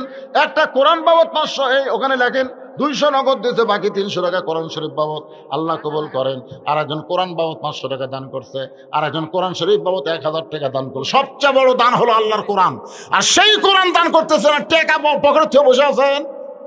ডাক্তার খাবি রে উষ্টা খেয়ে পড়বি আর 1000 টাকা যাবি। নবীর এতিম মাদ্রাসায় কোরআন দেন, সমস্ত বেদি ব্যারাম থেকে, বিপদ আপদ থেকে আল্লাহ হেফাজত করবে। আল্লাহর একজন কোরআন বাবদ 500, আর একজন 500, আর একজন 500, আর একজন 500। কে মারা গেছে তোমার? কার জন্য দোয়া করেন? তত বাপ মা বেঁচে আছে। বড় আব্বার জন্য দোয়া চায়। আল্লাহ বড় আব্বার জন্য দোয়া চায়। কোরআন বাবদ 500 ছোট বাচ্চা করছে দান। মায়ের জন্য দোয়া চায়। কোরআন শরীফ বাবদ 500 টাকা দান করছে। আল্লাহ কবুল করেন। দাদার জন্য 1000 টাকা দান করছে। আসল লাতি রে, এরাই হলো লাতি। 1000 টাকা কোরআন শরীফ বাবদ করছে দান। আল্লাহ দাদার কবর জান্নাতের টুকরা বানান। এই পাগলা আবার 700 দিয়ে গেল। আমি চাইছি 500 দিয়ে গেল 700। আল্লাহ 500 কোরআন 200 দান। আল্লাহ কবুল করে নেন। কে দিল এত টাকা? পুনুলিয়ার হায়দার আলী 2 কোরআন শরীফ হয়নি তো 1400 টাকা দিতে। কিভাবে দিল রে? ও 900 আর 100 টাকা দিলে 2 কোরআন শরীফ হয়। এই 900 দিয়ে গেল, তাও কোরআনের মধ্যে। আল্লাহ কবুল করো। লিল্লাহি রোকেয়া বেগম মরদ মানুষের চাইতে বেশি দিছে রে, এখন পর্যন্ত 5,000 কোনো পুরুষ মানুষ দেওয়ার পারে নাই। রোকেয়া বেগম মা আমার 5,000 টাকা 10টা কোরআন শরীফ বাবদ করছে দান। আল্লাহ মা রোকেয়ার দানকে কবুল করে মা ফাতেমার সঙ্গে জান্নাতি কবুল করেন। 100 টাকা 1 মণ ধান, এগুলো আপনার নাম লেখেন। নাম লিখতেছেন ওখানে তো, নামগুলো দেওয়া লাগবে তো। খালি 100 টাকা 1 মণ ধান কে দিল, তার নাম আব্দুল মান্নার নাম লেখেন। 100 টাকা নগদ 1 মণ ধান দান করেছে, আল্লাহ কবুল করেন। আর একজন 1100 টাকা দান করছে, আল্লাহ কবুল করেন। আর একজন কোরআন বাবদ 500, আর একজন 200। একজন মহিলা 100 টাকা দান করে দোয়া চায়, আল্লাহ তোমার একজন পাগল কোরআন বাবদ 500 টাকা দান করলো। আর একজন কোরআন শরীফ বাবদ 1000 টাকা 600 টাকা দান করেছে, আল্লাহ কবুল করেন। আর একজন আল্লাহর বান্দা 1000 টাকা 2টা কোরআন শরীফ বাবদ করলো দান। তোমার নবীর এতিম মাদ্রাসায় আল্লাহ দানকে কবুল করেন। 200 বাকি লেখা দিয়ে, তার মানে কোরআন শরীফ 500 নগদ, 300 বাকি, 200 আল্লাহ কবুল করেন। আর একজন 550 টাকা দান করেছে কোরআন বাবদ, আল্লাহ কবুল করেন। আর একজন 200 টাকা দান করছে, আল্লাহ কবুল করেন। 2টা কোরআন শরীফ। ছেলে আর শাশুড়ির, ছেলেও মারা গেছে। আরে বাবার মন কত কান্দে, ছেলের শাশুড়ির জন্য 2টা কোরআন শরীফ দান করলো। ছেলের কবর শাশুড়ির কবর আল্লাহ জান্নাত বানায় দেন। মায়ের জন্য দান করলেন, মা বাবার জন্য কোরআন বাবদ দান করছে 500 টাকা। আল্লাহ বাপমার কবর জান্নাতের টুকরা বানায় দেন, আল্লাহুম্মা আমিন। এবারে গলা খাকারি দেন রে। গোরস্থানে জমি পাওয়া গেছে 17 শতক। লিল্লাহি তাকবীর। নাম কি লেখছে? নাম কি? আয়ুব আলী এবং ওয়ারেস 2 ভাই মিলে গোরস্থান মাদ্রাসায় 17% জায়গা নগদ 1000 টাকা দান করেছে। আবার জমির দলিল সাথে সাথে দিয়ে দিছে। আল্লাহ একটা দোয়া করি ভাই, আমরা একটা দোয়া করি রে। এমন আবার 1000 টাকা একটু দান, হাত তোলেন বাবা, হাত তোলেন। আল্লাহুম্মা আমিন।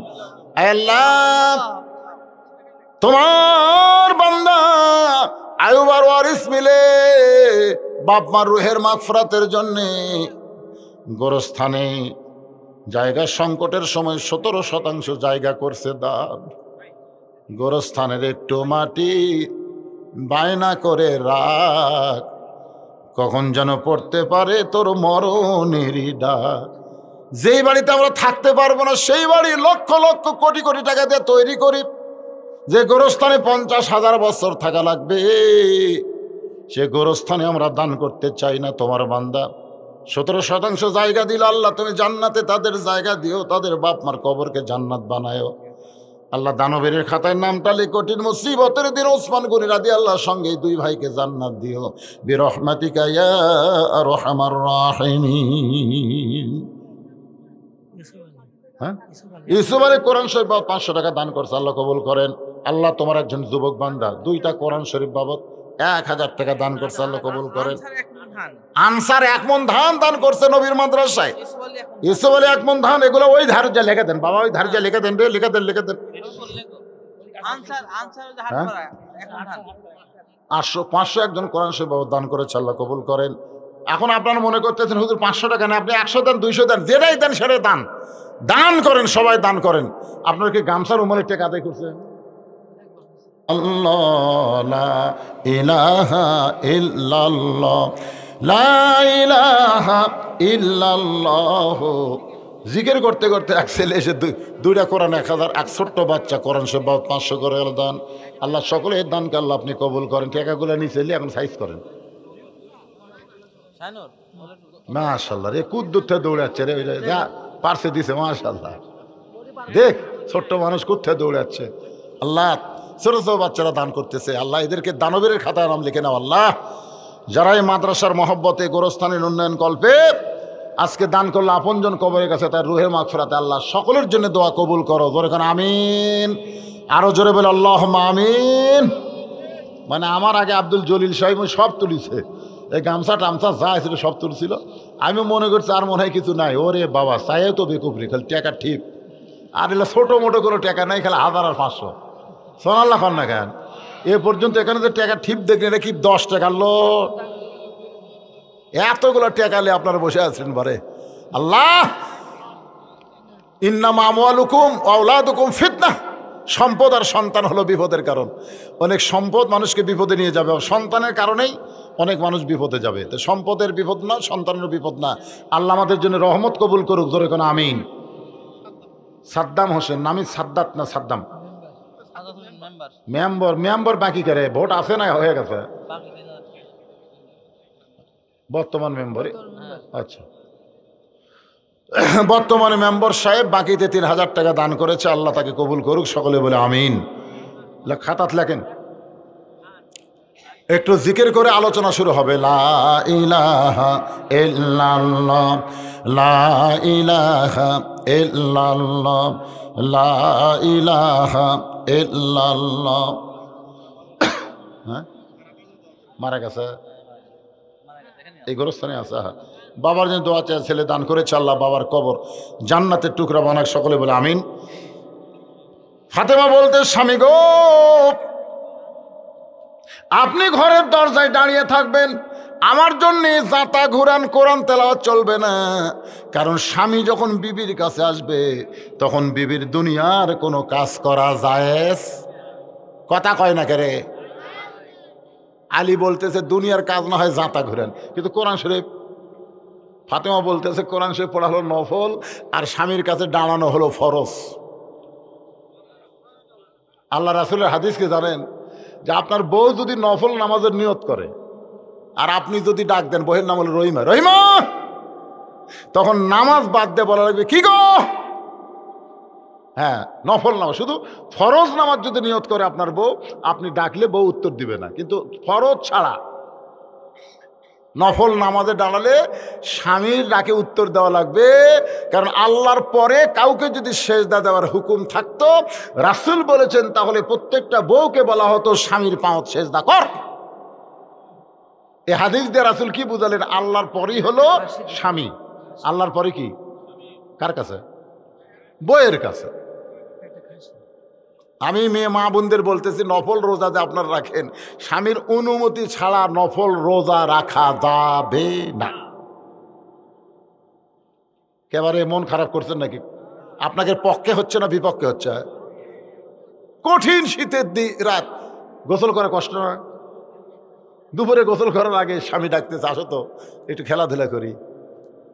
বউ বলতেছে আমি ওজা আছি, আমি ওজা আছি। এটা কিসের ওজা রে? স্বামীর হুকুম ছাড়া নফল নামাজ, নফল রোজা করা যাবে।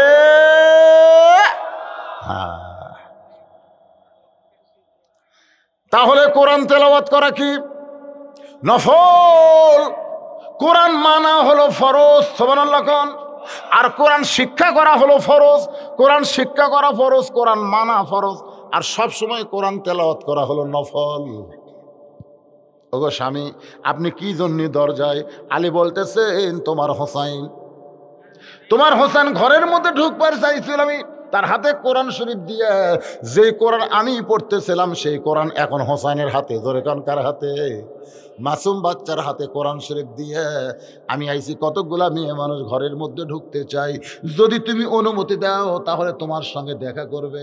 ফাতেমা মুচকি মুচকি হেসে স্বামীর কপালে একটা চুমা দিয়ে বলে, স্বামী গো, মেয়েদেরকে আমার সঙ্গে দেখা করতে গেলে আপনাকে কষ্ট করে পর্দার ব্যবস্থা করা লাগবে।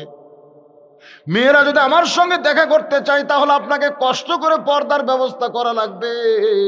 আলী মুসকে মুসকে হাসের বলে, ফাতেমা, মেয়েরা মেয়ের সঙ্গে দেখা করবে, এখানে পর্দা লাগবে না। ফাতেমা বলতেছে আপনি জ্ঞানের রাজা হতে পারেন, কিন্তু পর্দা বিষয়ে আপনি কম জানেন।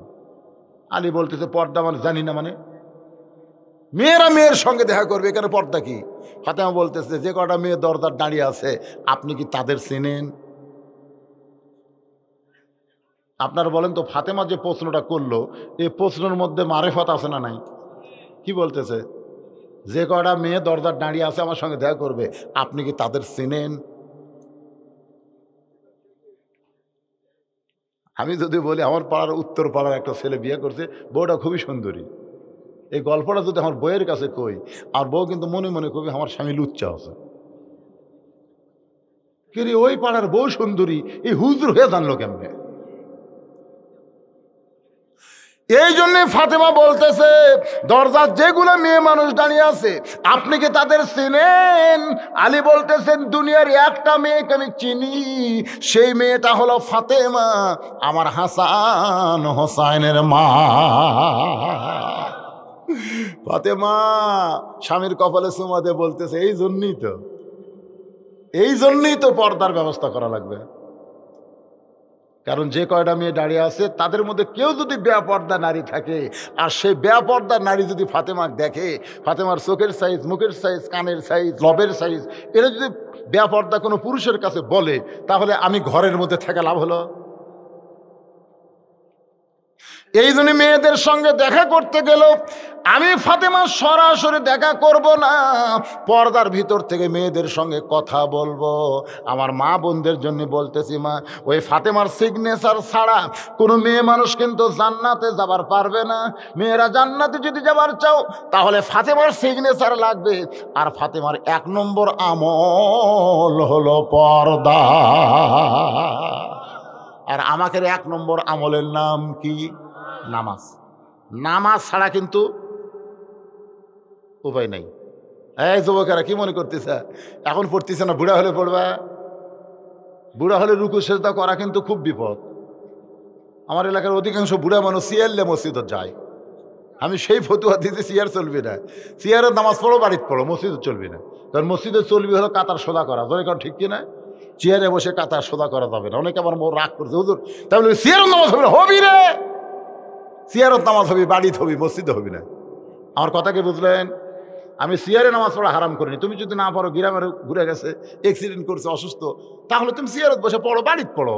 অসুস্থ লোকের জন্য জামাতে নামাজ পড়া ওয়াজিব না, কেবলমাত্র সুস্থ সবল মানুষের জন্যই জামাতে নামাজ পড়তে হবে। আমার কথা কি বুঝতে পারলেন? হ্যাঁ। তো সুস্থ সবল মানুষ কখন থাকে?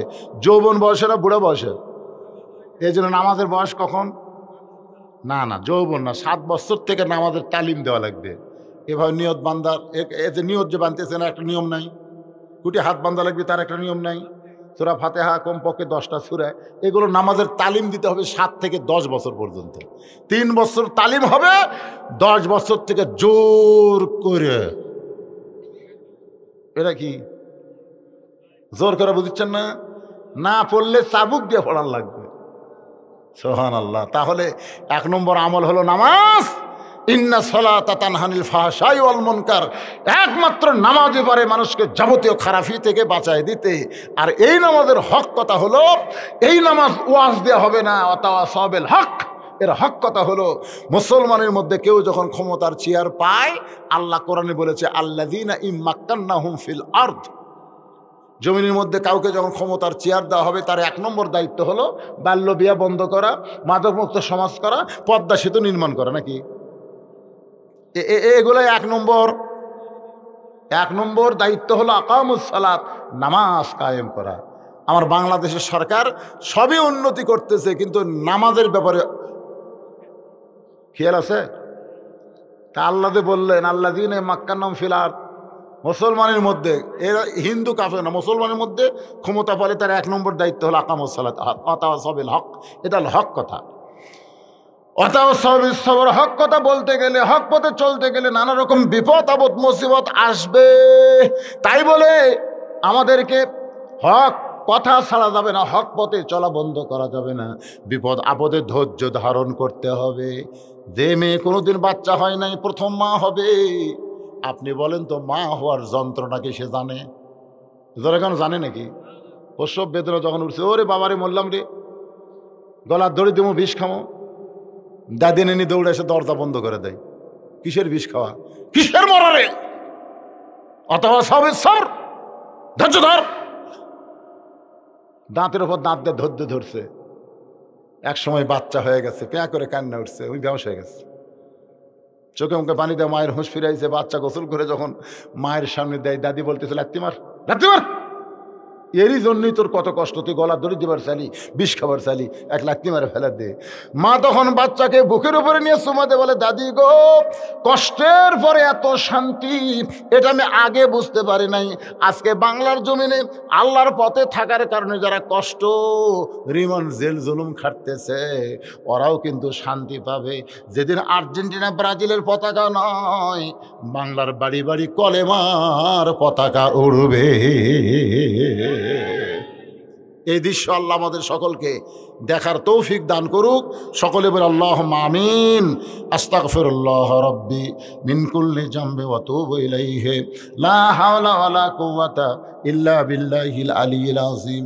আল্লাহুম্মা সাল্লি আলা মুহাম্মাদিন ওয়া আলা আলি মুহাম্মাদ কামা সাল্লাইতা আলা ইব্রাহিম ওয়া আলা আলি ইব্রাহিম ইন্নাকা হামিদুম মাজিদ।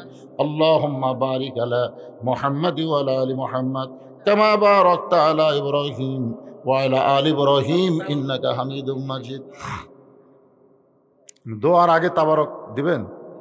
আগে দোয়া না, না, তাবারকের চাইতে যার দাম বেশি সেটা আগে হবে। আপনি কোন তো কাজ আগে না নামাজ আগে? নামাজ আগে না কাজ আগে? তো দোয়া আগে না তবারক আগে? অনেক লোক আছে তবারক লিবি না, কিন্তু অনেক লোক আছে দোয়া করবি। জোরে কোন ঠিক কিনা? বহু লোক আছে তবারক খায় না, কারণ তবারক যারা পাক করে এদের অধিকাংশই নামাজ পড়ে না। জোরে কোন কথা ঠিক কিনা? আমরা এটি এশার নামাজ পড়তেছি, ওরা তবারক ঢাস ঢাস ঢাস ঢাস করে বাড়ি মারতেছে। অনেক লোক খায় না। না, তাই বলে যে আপনি যদ্দূর পারবেন সেটা করবেন, সবগুলো বাদ দিলে হইতে না। এটা আমি বলতেছি ইশারা দিয়ে, ওরা যান ঠিক হয়। মানুষ মারা গেলে আমরা যে বড় করে খাওয়া দাওয়া দেই, এতে খাওয়াতে মৃত ব্যক্তির গুনাহ মাফ হবে কি? অবশ্যই মাফ হবে। মুতাইমুল জাইয়ান, 5টা দলের জন্য আল্লাহর জান্নাত আশা করে আছে। তার মধ্যে একটা দল হলো মুতাইমুল জাইয়ান, যারা ক্ষুধার্তকে অন্নদান করে। আপনার যাচাই বাছাই করে এলাকার যত ফকির আছে সমস্ত ফকিরক দাওয়াত দেওয়া লাগবে, কোনো ধনী মানুষক দাওয়াত দেওয়া যাবি না।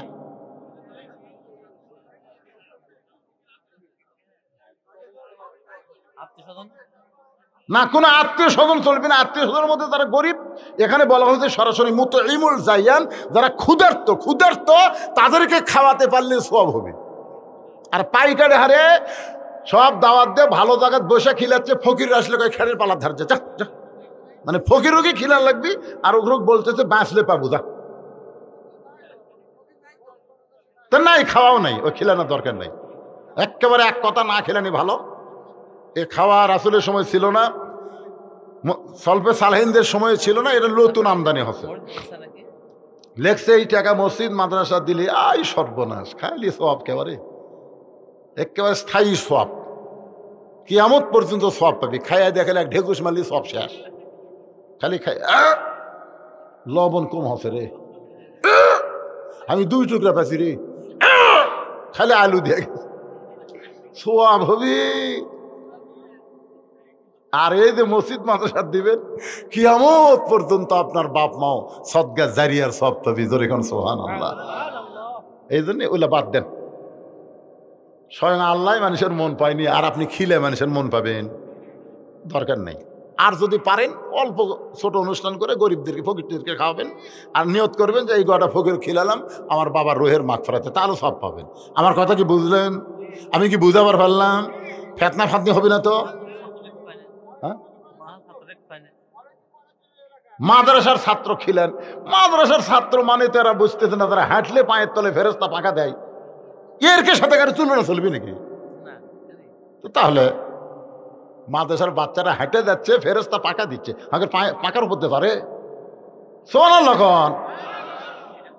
তো কয় মাসের ছিল খিলেন মানে এরকম যত খিলাবেন তত সব।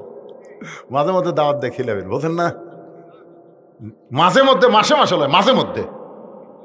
ওরা যখন কোরআন পড়ে মনে হয় দুনিয়ার কোনো মাদ্রাসা না, জান্নাতের বাগানের কবিতর বাকবাকুম করতে। সুবহানাল্লাহ। মাদ্রাসার সঙ্গে সম্পর্ক রাখবেন। আপনাদের এই গোরস্থানে বাপ মা শুয়ে আছে, মন চাইলে মাদ্রাসার বাচ্চা করে খিলাবেন, যা তোরা খাই আর বাপ মার জন্য দোয়া কর। জি,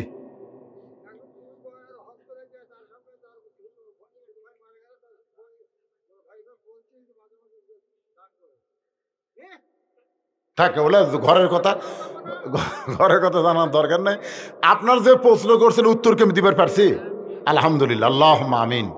আল্লাহুম্মা আনতাস সালাম ওয়া মিনকাস সালাম তাবারাকতা ইয়া যাল জালালি ওয়াল ইকরাম। আয় আল্লাহ তাআলা, মাগরিবের নামাজের পর থেকে রাত 12:30 পর্যন্ত তোমার পাগল বান্দা বান্দিরা আরামের বাড়ি ঘুমকে বাদ দিয়া কোরআন হাদিসের মহব্বত কলিজার মধ্যে নিয়ে এই জান্নাতের বাগানে বসে বসে কোরআন হাদিস আলোচনা শোনার শেষে আমি গুনাহগারের সঙ্গে রহমতের দরজায় ফকির হইয়া দোকানে হাত তুলেছে। মেহেরবানি করে আজকের মাহফিল আমাদের সকলের হেদায়েতের জন্য, নাজাতের জন্য, জান্নাতের জন্য কবুল করো। এই মাহফিলের শুরু থেকে শেষ পর্যন্ত যত আলোচনা হয়েছে আল্লাহর মধ্যে যদি ত্রুটি হয়, ভুল হয়, মাফ করে দাও। এর যা হাদিয়া মঞ্জুর করো সোনার মদিনায় নবী পাকের রওজা মুবারকে কবুল করে নাও। তামাম আম্বিয়ায়ে কেরাম, আসহাবে কেরাম, তাবিনী কেরাম, তাবিনী কেরাম, তামাম পৃথিবীর মাটির নিচে যত মুমিন মুমিনা আছে আল্লাহ সকলের আরওয়াহ পরে হাদিয়া কবুল করো। আল্লাহ, আমরা যারা হাত তুলেছি আমাদের জনম দুঃখনী মা অন্ধকার কবরে চলে গেছে, আল্লাহ মেহেরবানি করে মায়ের কবরটাকে জান্নাত বানাও। বাবার বাড়ি ঘর সবই আছে, আমি সহ আমরা যারা বাবা হারা এতিম হয়ে গেছে আল্লাহ বাবার কবরগুলো জান্নাতের টুকরা বানিয়ে দাও। আমাদের দাদা দাদি নানা নানি এই গোরস্থানে যত মুর্দা শুয়ে আছে আল্লাহ সকলের কবরকে জান্নাতের টুকরা বানাও। আল্লাহ, তোমার নবীর ঘর মাদ্রাসাকে মহব্বত করে নগদে বাকিতে আজকে যারা দান করে দিল আল্লাহ সকলের দানগুলোকে জান্নাতের বিনিময় হিসেবে কবুল করো। নবীর মাদ্রাসায় কোরআন শরীফ বাবদ যারা অনেক টাকা দিল তাদের বাপ মার কবরকে জান্নাত বানায়া দিও। আজকের মাহফিলের সম্মানিত সভাপতিকে আল্লাহ তুমি কবুল করো। মাদ্রাসার সভাপতি, মাদ্রাসার সেক্রেটারি, মাদ্রাসার কেশিয়ার, মাদ্রাসার দাতার সদস্য, মাদ্রাসার মোহতামি, মাদ্রাসার ওস্তাদ, মাদ্রাসার তালবে ইলম যে 4 জনের মাথায় পাগড়ি পরানো হলো আল্লাহ সকলকেই তুমি কবুল করো। আল্লাহ, আমার মা বোনেরা পর্দার অন্তরালে বসে বসে আর শুনেছে আবিদা সালিহা পর্দার যে কবুল করে মা ফাতেমা চরিত্র দান করো। আমি অসুস্থ, আমার মতো অসুস্থ হয়ে যারা হাত তুলেছে আল্লাহ সকলকে সুস্থ করে দাও। তোমার গোরস্থানের 17% মাটি দিল আয়ুব আর ওয়ারিস আল্লাহ তাদেরকে ওসমান গনির সঙ্গে কবুল করে তাদের বাপ মার কবর জান্নাত বানাও। আমি গুনাহগার বলে দোয়া ফেরা দিও না আল্লাহ। এতগুলো মানুষের মধ্যে যার 2 হাত পছন্দ হয় সেই 2 হাতের ওসিলায় মাহফিলকে কবুল করো। যেদিন মৃত্যু হবে দিনটা যেন জুমার দিন হয়, মাসটা যেন রমজান মাস, ইমানের সাথে ইদ্যতের সাথে এই দুনিয়া থেকে বিদায় নেওয়ার কালে আমাদের জবানে তুমি জারি করে দিও লা ইলাহা ইল্লাল্লাহু মুহাম্মাদুর রাসূলুল্লাহ সাল্লাল্লাহু আলাইহি। তাবারকের